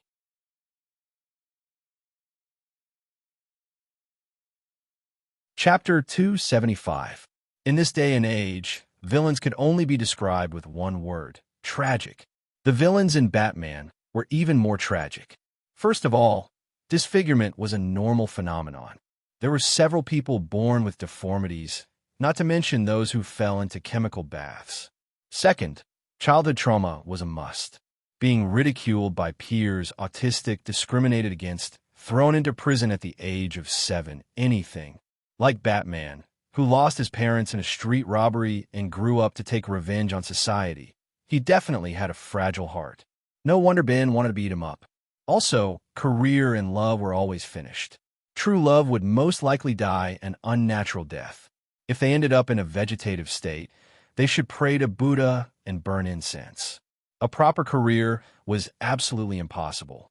Prosecutors, restaurant owners, business elites. If they didn't come out to fight against society, they wouldn't be able to live. Compared to this group of people, the death of an elder in the family or the illness of a relative or friend was nothing. At most, they could get into the top 40 of American Idol. Originally, whose family could live for decades without any illness or disaster, without anyone passing away. That was a monster. What was most incomprehensible was that most of these villains, whose lives were as insignificant as coffee tables, were highly cultured or academically literate. The title of professor was common, and there were many scientists who had the ability to win the Nobel Prize. If you were a laboratory assistant, you would be too embarrassed to say hello to your fellow inmates in a mental hospital. Freezeman was one of the main villains that fit all of these characteristics. His original name was Victor Fries, and he was a low-temperature scientist. His beloved wife suffered from a serious degenerative disease that couldn't be cured with the medical technology of this era. Therefore, he froze his wife to a state of suspended life and devoted himself to researching ways to treat her. Later, the company that funded his research pulled out the plug in his laboratory, causing an accident that turned him into a cold-blooded person. His body temperature had to be maintained at 0 degrees at all times. Therefore, he put on special protective armor and began to do some extreme acts, becoming a super criminal. On this day, this old man was debugging some equipment that only he could understand in a factory called Northern Pure Land. Unexpectedly, outside the factory, there were 2 uninvited guests. Mr. Freeze had been a villain for a long time. He had installed some surveillance cameras in hidden places around the factory.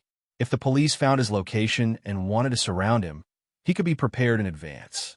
But this time, he saw something that he couldn't understand. First, a guy who was dressed similar to Joker appeared out of nowhere and started to scout the place. Then a passerby came. The two exchanged a few words, and the passerby stabbed himself. Then a superhero fight began. The passerby controlled the bloody monster to fight, and the fake Joker relied on his superb skills and glowing cards.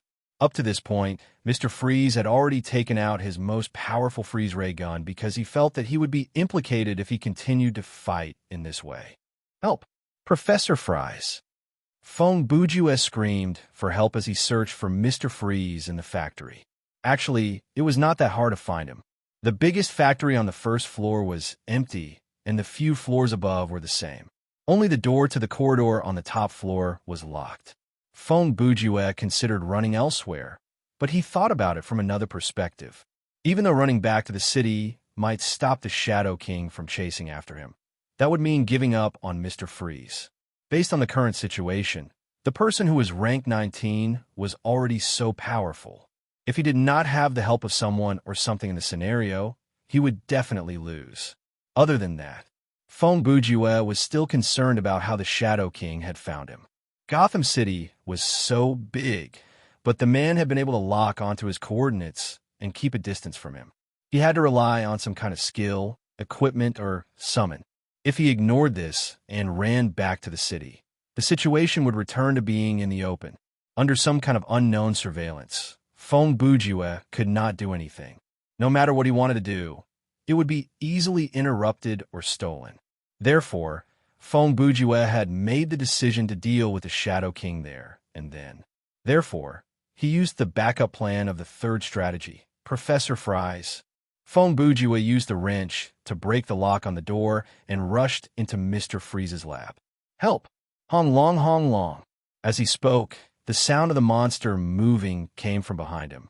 By then, the blood golem had reached the third floor of the factory and was closing in.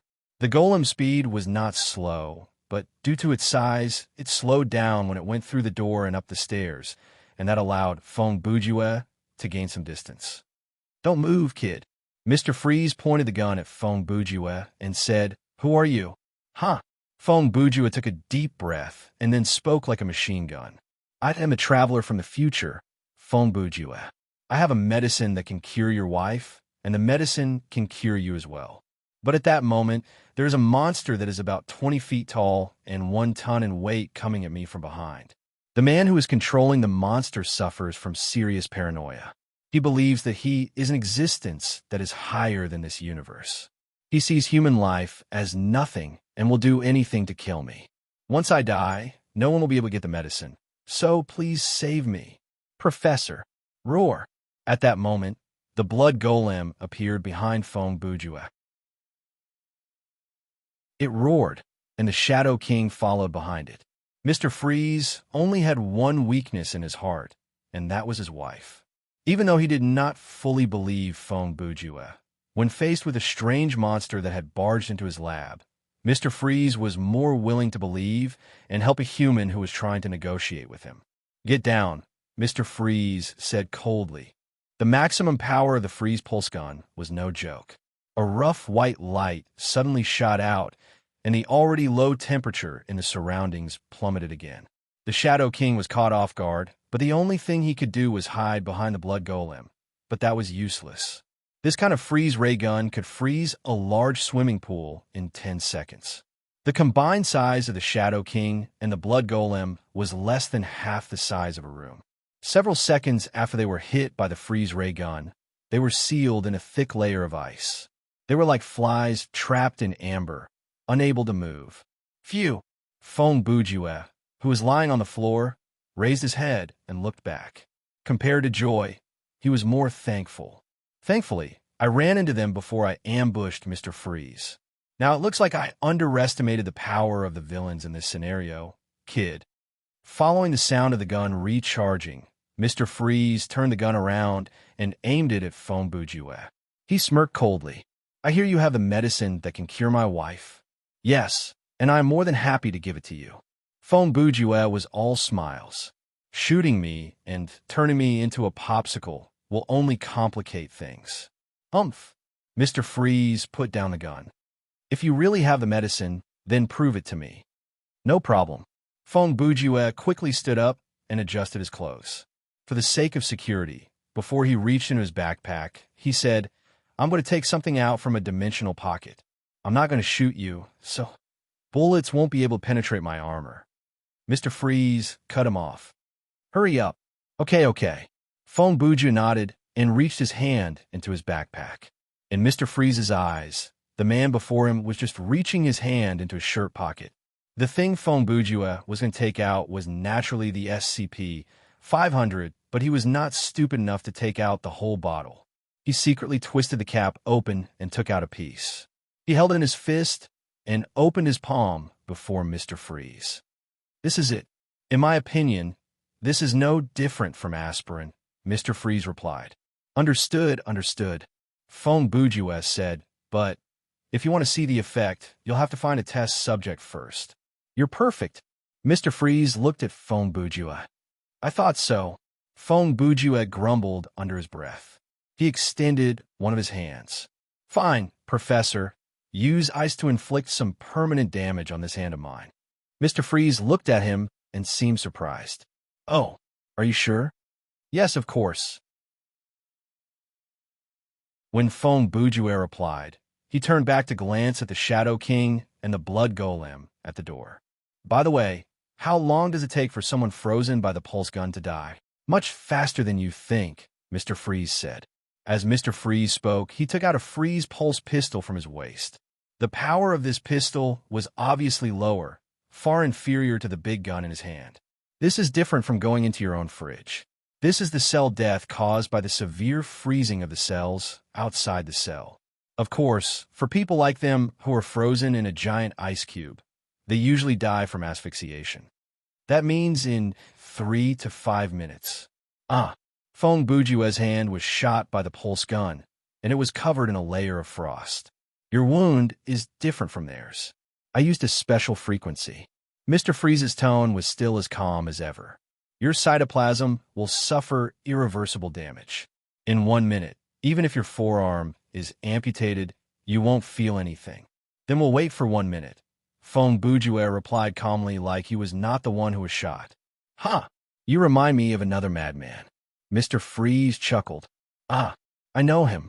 Feng Bujue put on a wicked smile and said in a sick tone, those who pretend to be bats are the ones who are crazy.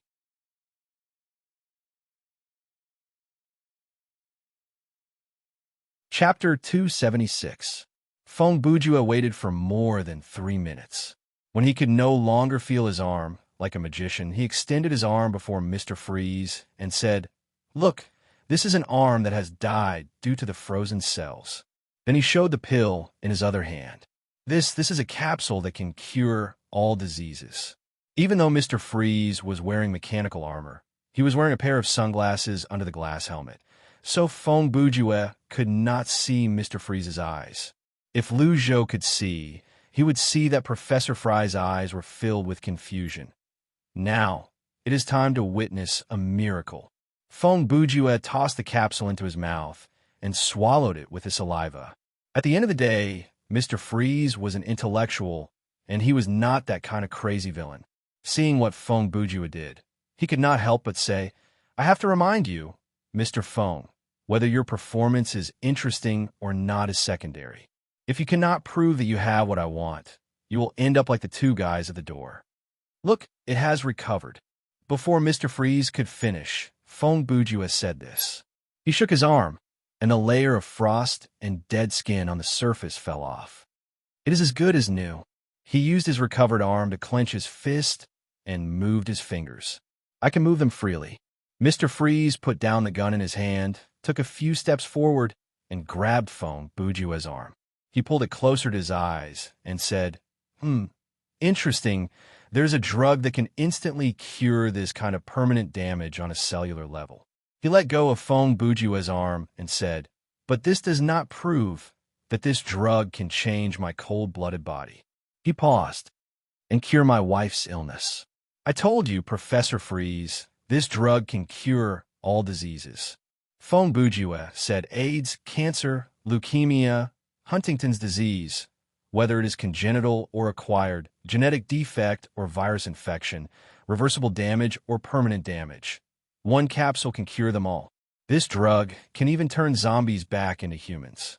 There's nothing suspicious about it. No, your entire statement is suspicious, Freeze said. Unless you give me some samples and let me study their chemical composition. With all due respect, Professor Frizz, that's impossible. Feng Bujue replied. As far as I know, an organization, the SCP Foundation, has conducted a large number of experiments to artificially synthesize this drug, but they all ended in failure. You try to weave a perfect lie. Believe me, Professor, that organization's achievements in the field of science, manpower, and material resources are definitely not below you or anyone else on this planet. Since it can't be artificially synthesized, where did you get the medicine? A gift from God? Asked Frizz. There are many things in this world that cannot be explained by science. You can choose not to believe me, Professor. But, in the end, you have to make a choice in the situation before you. Feng Bujue said, I've already shown you the effect of this drug. The choice you have to make is very simple. 1. Believe and accept my help. 2. Reject and give up this opportunity to save your wife. He observed every slight change on a man's face. With confidence, his tone became more and more firm. This gift from God is limited in supply. I can only provide you with 2 more tablets, one for you and one for your wife. Even if you kill me, you won't get more from me. Feng Bujue stated his bottom line. For him, using 3 SCP-500 in exchange for benefits was his limit. If he still couldn't achieve his goal, he would rather give up this opportunity to cooperate. Freeze thought for a few seconds, and his eyes flickered under the sunglasses. His biggest weakness in life was his wife, and he had seen the effect of the drug. There was no way he would give up this opportunity. I have a third option, Mr. Freeze said. I can freeze you immediately and take away all the medicine on you. Obviously, he was trying to test Chun-Gu. Huh, you wouldn't do something so reckless, Professor. Feng Buju had naturally understood the man's intention. He replied with a smile, because I mentioned the term dimensional pocket, which you have not heard of before. After freezing me, it is unknown whether you can get the medicine from me or not. His eyes narrowed. Furthermore, you should have seen it. If necessary, I'm not afraid of death. Humph, you are a clever man. Freeze smiled. I like to deal with people like you. He took 2 steps to the side. But there is one thing I don't understand. Why are you helping me? He turned around. Did you read about me on the tabloids and want to help a super criminal like me turn over a new leaf?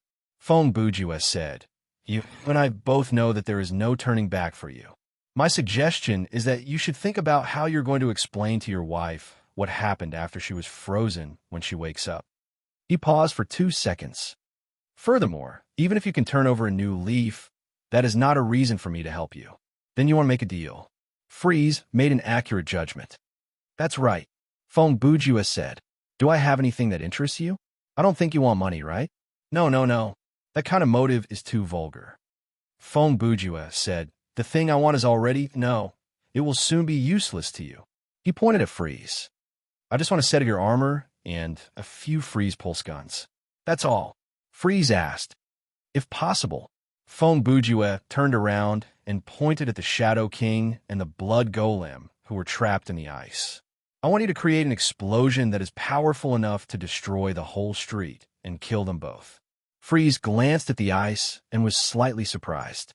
They're still alive. Yes. Feng Buju replied with certainty because from the game menu, next to the Shadow King's name was still alive. There is some kind of symbiotic mechanism between him and this monster. Even though he might become dead inside the ice, as long as the monster can survive in the ice like it is now. He used his hand to point at the Blood Golem. Then his cells and body will continue to recover. You mean when the ice melts, they will be able to come out unscathed? Freeze asked. Yes. Feng Buju said. Therefore, we have to create an explosion that is powerful enough to kill both of them at the same time. Since this place is no longer useful, I don't mind blowing it up. Freeze smiled and agreed to Feng Buju's request. At that moment, the Shadow King, who was sealed in the ice, was blocked by the Blood Golem. He could not see the two and could not hear their conversation. The only thing he could do was pray that the Blood Golem would be able to break the ice before they could do anything. It was worth mentioning that the method he used to track down Feng Buju was indeed a summon. The monster was called Voice of Shadow, and it was a non-combative and highly intelligent summon. It was the voice that had spoken to him at the park, and it was his secret. Name, summoning, Voice of Shadow skill card attribute. Active, permanent skill type. Summoning effect. Summon one Voice of Shadow. No cooldown, but can only be used once after entering the scenario. The duration is unlimited, and at most one Voice of Shadow can be summoned at a time. Consumption. 50% sorcery points, one summon, other than Voice of Shadow. Prerequisite. Summoning C. Remark. Voice of Shadow has no combat power and will hide in the player's shadow.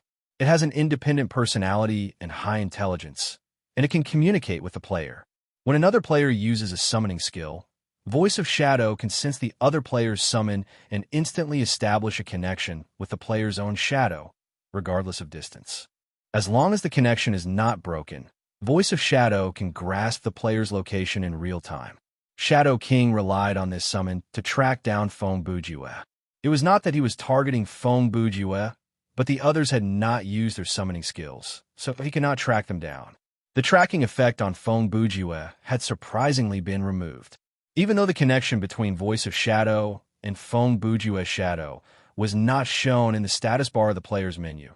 In essence, it was a debuff. SCP 500 could remove all abnormal effects, so this was not a problem. In reality, there were several ways to cut off the connection with Voice of Shadow, like finding a room with a strong light source and staying there for a few seconds or using a medic skill. Other than that, Voice of Shadow had a hidden negative effect. When someone in the scenario summoned a grade A or a stronger summon, Voice of Shadow would disappear due to fear. Of course, Shadow King had not encountered this situation before, so he did not know about this setting. "Hi, I'm going to blow you up." Feng Bujue wrote this on a sign and walked to the ice block. He purposely found an angle where Shadow King could see and showed it to him. This kid is trying to show off. Shadow King thought to himself.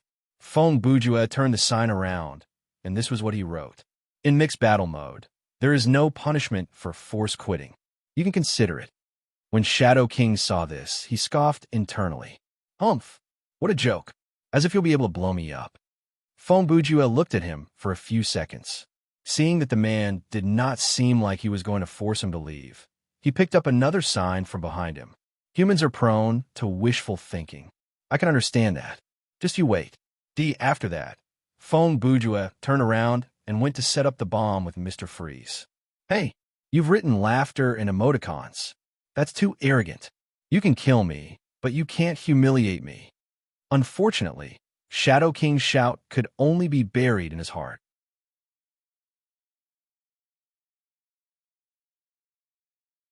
Chapter 277. In the underground parking lot, the battle between Understanding Death and Shiva was reaching its climax. The area they were in was shrouded in a blurry, colorful fog, and the ground beneath their feet was littered with empty paint cans. You have already drunk 10 large potions. Based on the decreasing effect, health potions are almost useless to you, right? Shiva's expression was calm, and his tone was filled with confidence that victory was within his grasp. "Humph, almost." Understanding Death had a sad smile on his face. "You don't even know the actual number of the decreasing effect of 3 life points recovery potions. You know, right?" "So what?" Shiva replied. "You people from regulation always do such boring things. What can those small differences in numbers change? Can they help you win against me?" Every time I fight you, your attitude always annoys me." Understanding Death said. "Someone like you, who can be so strong without thinking about anything. This is what you call a genius in battle. I don't know whether I am a genius or not, and I don't care," Shiva replied. "What I'm more concerned about now is you chose to only defend and not attack when you're at a disadvantage, dragging the battle into a protracted battle. You must have some kind of strategy." His eyes scanned the surroundings. "Is it these floating pigments?" I am so envious," Understanding Death said. Understanding Death said, "You can make the correct judgment based on your intuition, but you saw through my strategy and ignored it. That's too arrogant of you." Before he finished, Understanding Death raised his hand. The wind from his palm shot out, and it carried a ball of colorful fog in the air as it headed for Shiva. Shiva's expression shifted. His fighting instinct told him that he could not take this attack head-on. He immediately stomped his foot and flashed to the side, barely dodging the attack. The rainbow-colored palm print was like a beast coming out of its cage. It was ferocious. After brushing past Shiva, it continued to fly and finally slammed into an unlucky SUV far away. The car immediately underwent a strange change. The inside and outside of the car was dyed with different colors. 2 seconds later, it exploded like fireworks and scattered in all directions. This was not an ordinary explosion, but the effect of a skill. After the SUV shattered, it turned into thousands of small blocks of different colors. Upon closer inspection, one could see that the shapes of these blocks were all geometrical figures in Tetris. So that is how it is. When the density of the paint in the air reaches a certain level, your attack will have this kind of shocking effect. Shiva looked at the building blocks on the ground and said calmly, "But if I leave this area, won't all your efforts go to waste?" "You can give it a try." When Understanding Death said that, a layer of floating paint at the outermost edge of the area started to condense. Soon, a colorful wall surrounded the two of them. Even the cement above and below their feet turned into a tangram. "No wonder you're willing to use such a cowardly strategy and waste so many health potions instead of expanding the battlefield, Shiva commented. I don't know if this is a skill, equipment, or a combination of the two, but it is indeed powerful. If you have enough time to prepare, this is practically an impenetrable killer move. It's too late to praise me now. You can only blame yourself for being too arrogant. Understanding Death jumped up and kicked out. A sickle wind shot out. This attack was like a giant wave, and the opponent had nowhere to run. With a light sigh, the stone plates floating behind Shiva shone brightly. The 8 stone plates of different shapes gathered into one and formed a large hourglass. I didn't expect you to force me to use this move, Shiva said darkly. Instantly, a powerful force exploded with the hourglass as the core. The colorful fog around them dissipated, and the building blocks crumbled. Even understanding Death's attack had been nullified. This was one of the special effects of Shiva's sorcery weapon, Heavenly Hourglass, Pure Land.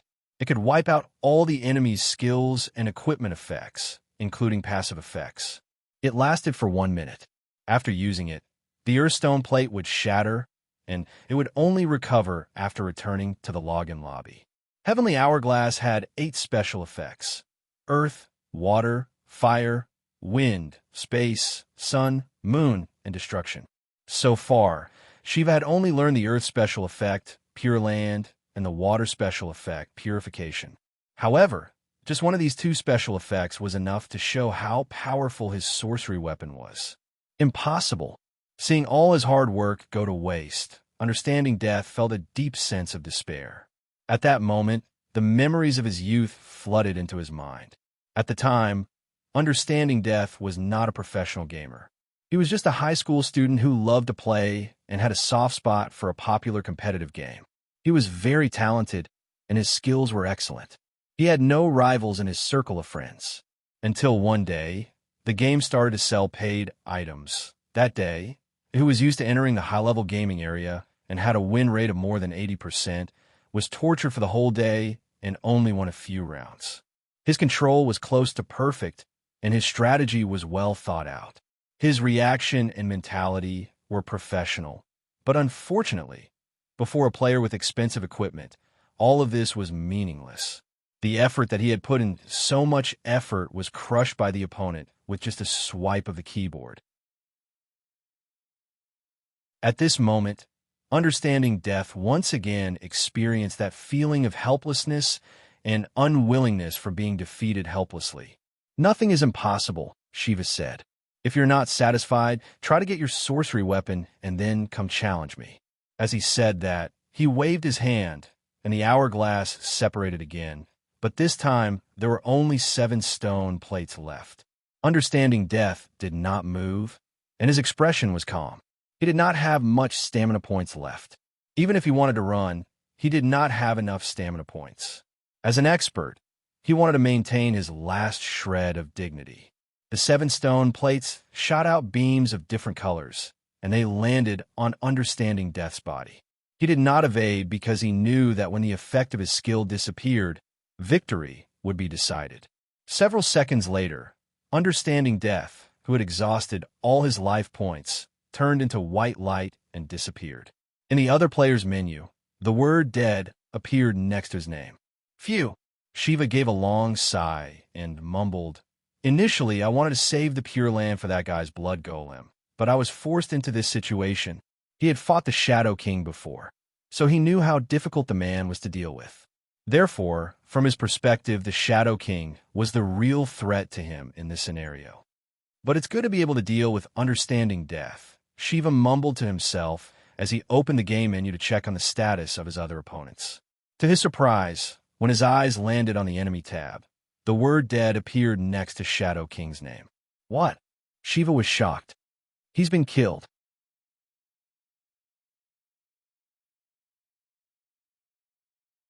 Chapter 278. Clap, clap, clap. Suddenly, from about 10 meters away, a rhythmic clapping sound came. Shiva wiped away the tiredness and relaxation on his face, and he turned around to look at the source of the sound. In his line of sight, a robust man walked over. He was wearing military pants, a long-sleeved t-shirt, and a dark-colored jacket on the outside. 7 kills, Shiva said the man's name directly. Obviously, they had fought before. 7 kills stopped clapping. The battle was exciting, but personally, I don't like your random skills, he said with a smile. Men should fight with their fists. You're such a weirdo, Shiva said. Since you were already there, why didn't you ambush me when I was fighting with understanding death? If you did, perhaps you would have killed both of us already.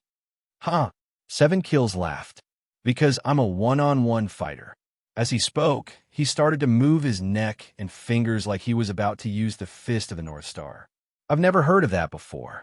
When Shiva chatted with the man, he used a bottle of life points recovery potion to return his life points to full. It's simple. Be it watching or participating, I hope the battle will be one-on-one, 7 kills said.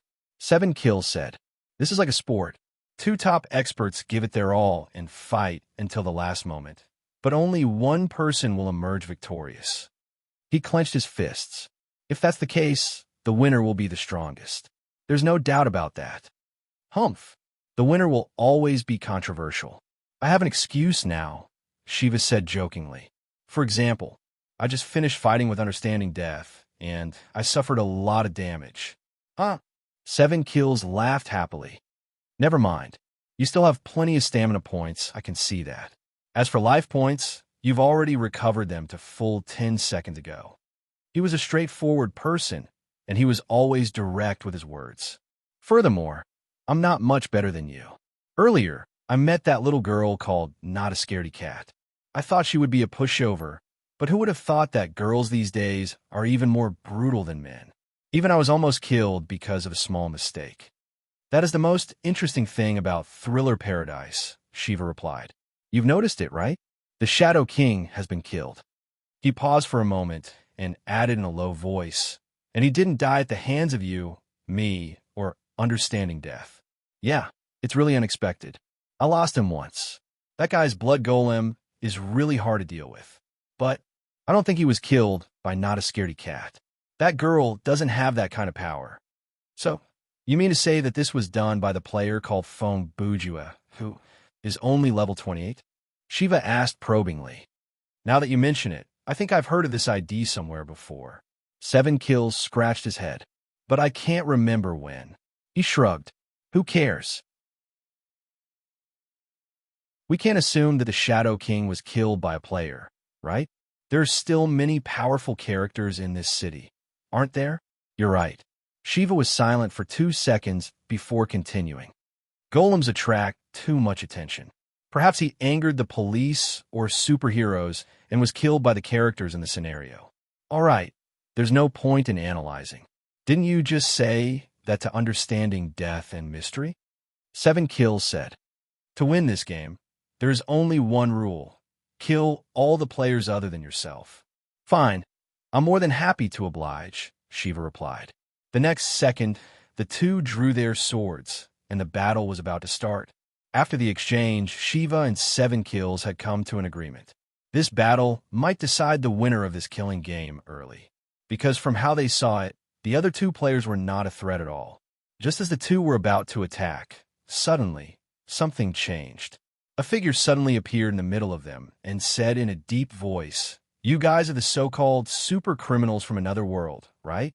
Shiva and 7 kills did not know who this person was, but they retreated instantly, creating a distance of more than 10 meters between them. This was the instinctive reaction of the 2 powerhouses who were in a state of battle when faced with danger. This uninvited guest who had entered the battle was wearing a dark gray tights, a black hood, and a white cloth shirt.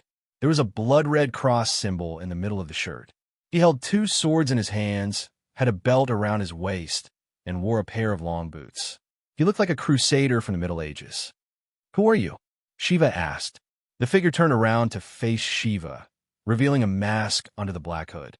The mask was white, and the lower half had the picture of a pair of open red wings. It did not reveal the mouth or nose. "That is what I wanted to ask you."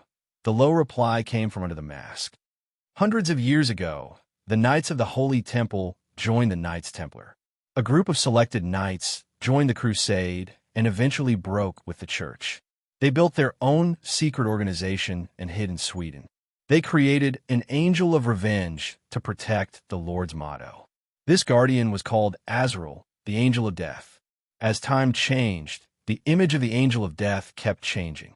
The person who appeared before Shiva in 7 Kills was called Michelle Washington Ryan. He was a football linebacker in university and then joined the Marine Corps. After he retired, he joined the Gotham City Police Department as a patrol officer. Let's ignore the death of his whole family and the strange reason behind his death and focus on the main point. Ryan was once involved in a secret project between the military and the Gotham City Police Department. The project was to choose and train a group of people who could be Batman's stand-in when he was injured. Ryan was one of the 3 chosen candidates, but due to the mental breakdown of the other 2 candidates, the project was abandoned. However, Ryan's story was not over yet. Now, he was wearing the armor of sorrow. In his right hand was cardinal sins, which was wreathed in red flames, and in his left hand was redemption, which was wreathed in blue flames. He had transformed into the new angel of death and was active on the stage of Gotham City with the network. Based on your tone, you sound like a volunteer police officer as well. Our fight here has nothing to do with you, brother, 7 Kills said. 7 Kills said, as someone who believed in one-on-one duels, being interrupted right before he was about to make a move made him very unhappy. When the angel of death heard that, he turned his gaze back to 7 Kills. At that moment, a suffocating presence came from under the white mask. Just this presence alone was enough to show how powerful the superheroes in this scenario were. You were one of the 2 who dug a hole on Eastern Street earlier, right? The angel of death asked. Because of the fight that you mentioned, an innocent taxi driver and a couple died on the spot, and many people were injured in a car accident. When Shiva heard that, he was overjoyed. From the looks of it, he could use the NPC to deal with 7 Kills. He did not need to take any more risks. Therefore, he told 7 Kills loudly, "Looks like he's here for you. I want to accompany you." Then he turned to leave. "I don't think so," another voice said. Shiva whipped his head around and realized that there were 2 people standing behind him. Even though Shiva was not an otaku, he still recognized these 2. The long-haired handsome man in bluish-black tights was Nightwing. The beautiful woman in purple-colored soft armor with her thighs exposed was the Huntress. And the person who had just spoken was Nightwing, Dick Grayson. "I don't remember doing anything to harm the citizens of Gotham." Shiva reacted quickly and said, "You have no reason to be my enemy." "Maybe," Nightwing replied. "But just a few hours ago, a visitor from another world who called himself John Doe entered a bank and killed 3 bank robbers and 3 police officers who were ransacking the bank. He also scattered millions of dollars in cash on the street. Before he escaped, he purposely hinted to the police that there are 6 otherworldly criminals like him, and they will turn Gotham City upside down." He paused before continuing. "Buddy, I wish to hear your opinion on this. I know nothing about that. The otherworldly visitor that you mentioned has nothing to do with me," Shiva replied. When he listened to the man's description, he slowly realized the truth of this. He thought to himself, "Is it that Fong Bujiwa who set us up? Is that so? Then, can you explain the stone plate on your back?" The Huntress obviously did not believe him. Before Shiva could answer, Nightwing said, "Sir, from how I see it, your power is very dangerous to yourself and other people. If you really mean no harm, I suggest you disarm and explain everything. Why waste time talking to them? Shiva, how about this? We take down these 3 first, and then we'll find a place to fight," 7 Kills said. Even though he said that, with the presence of the angel of death before him, 7 Kills did not dare act recklessly. He had to see Shiva's reaction first. "This brute. You can kill yourself, but don't drag me down with you." Shiva cursed internally.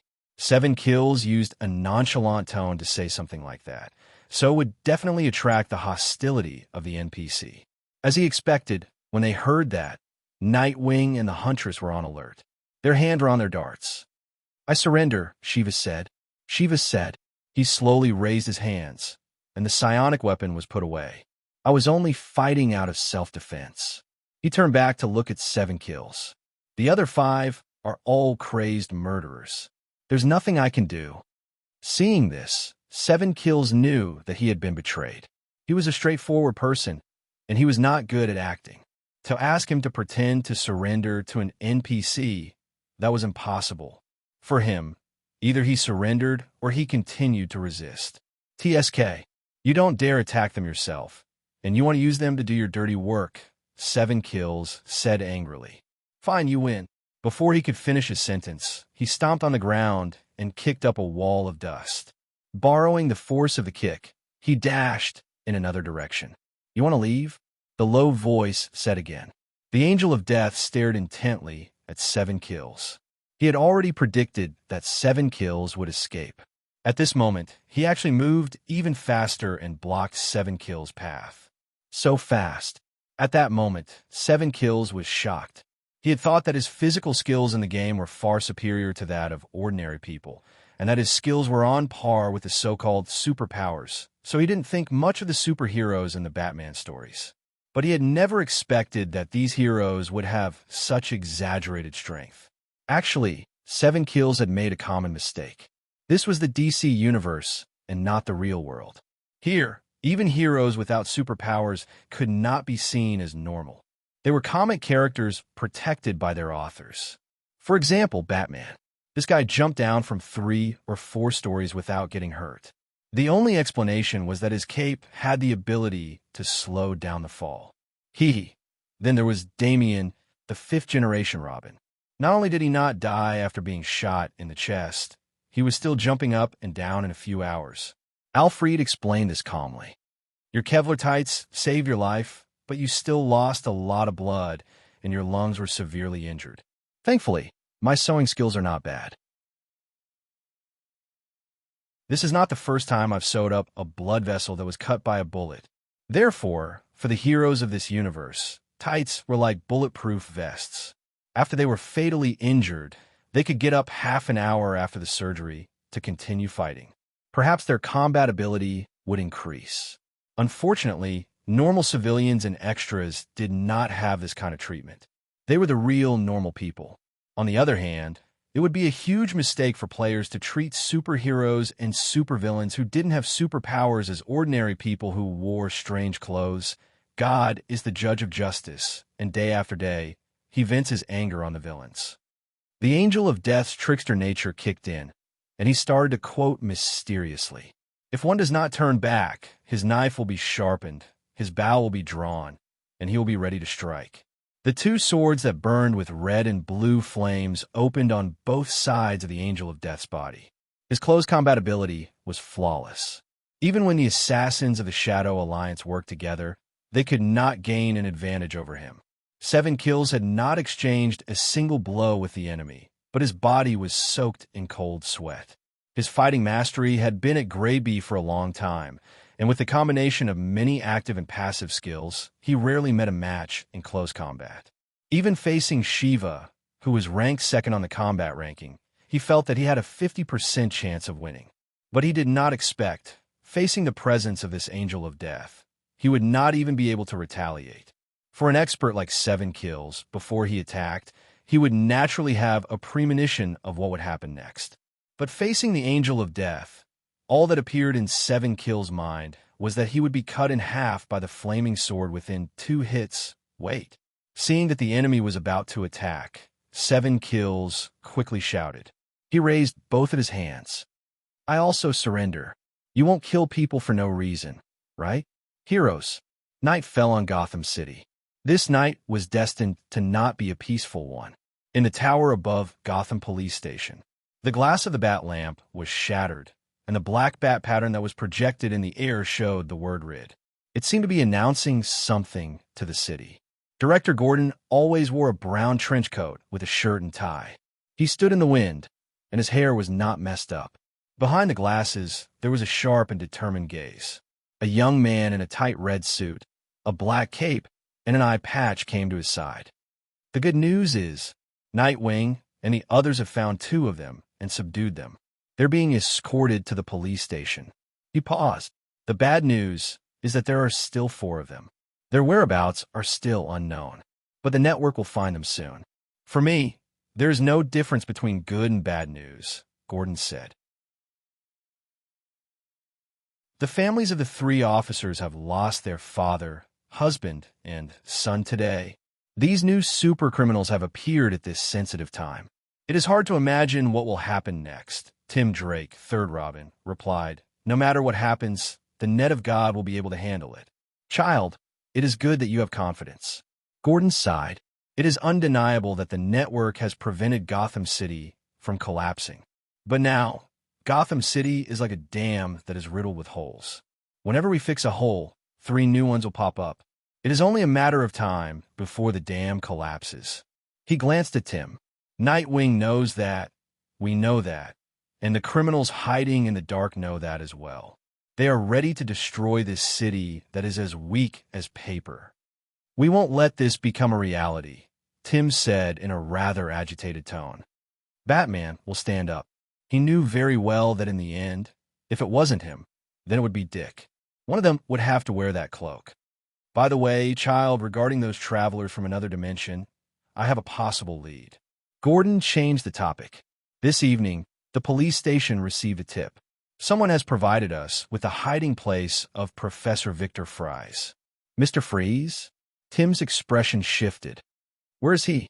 He is inside a factory called Northern Paradise, but that is no longer important, Gordon said.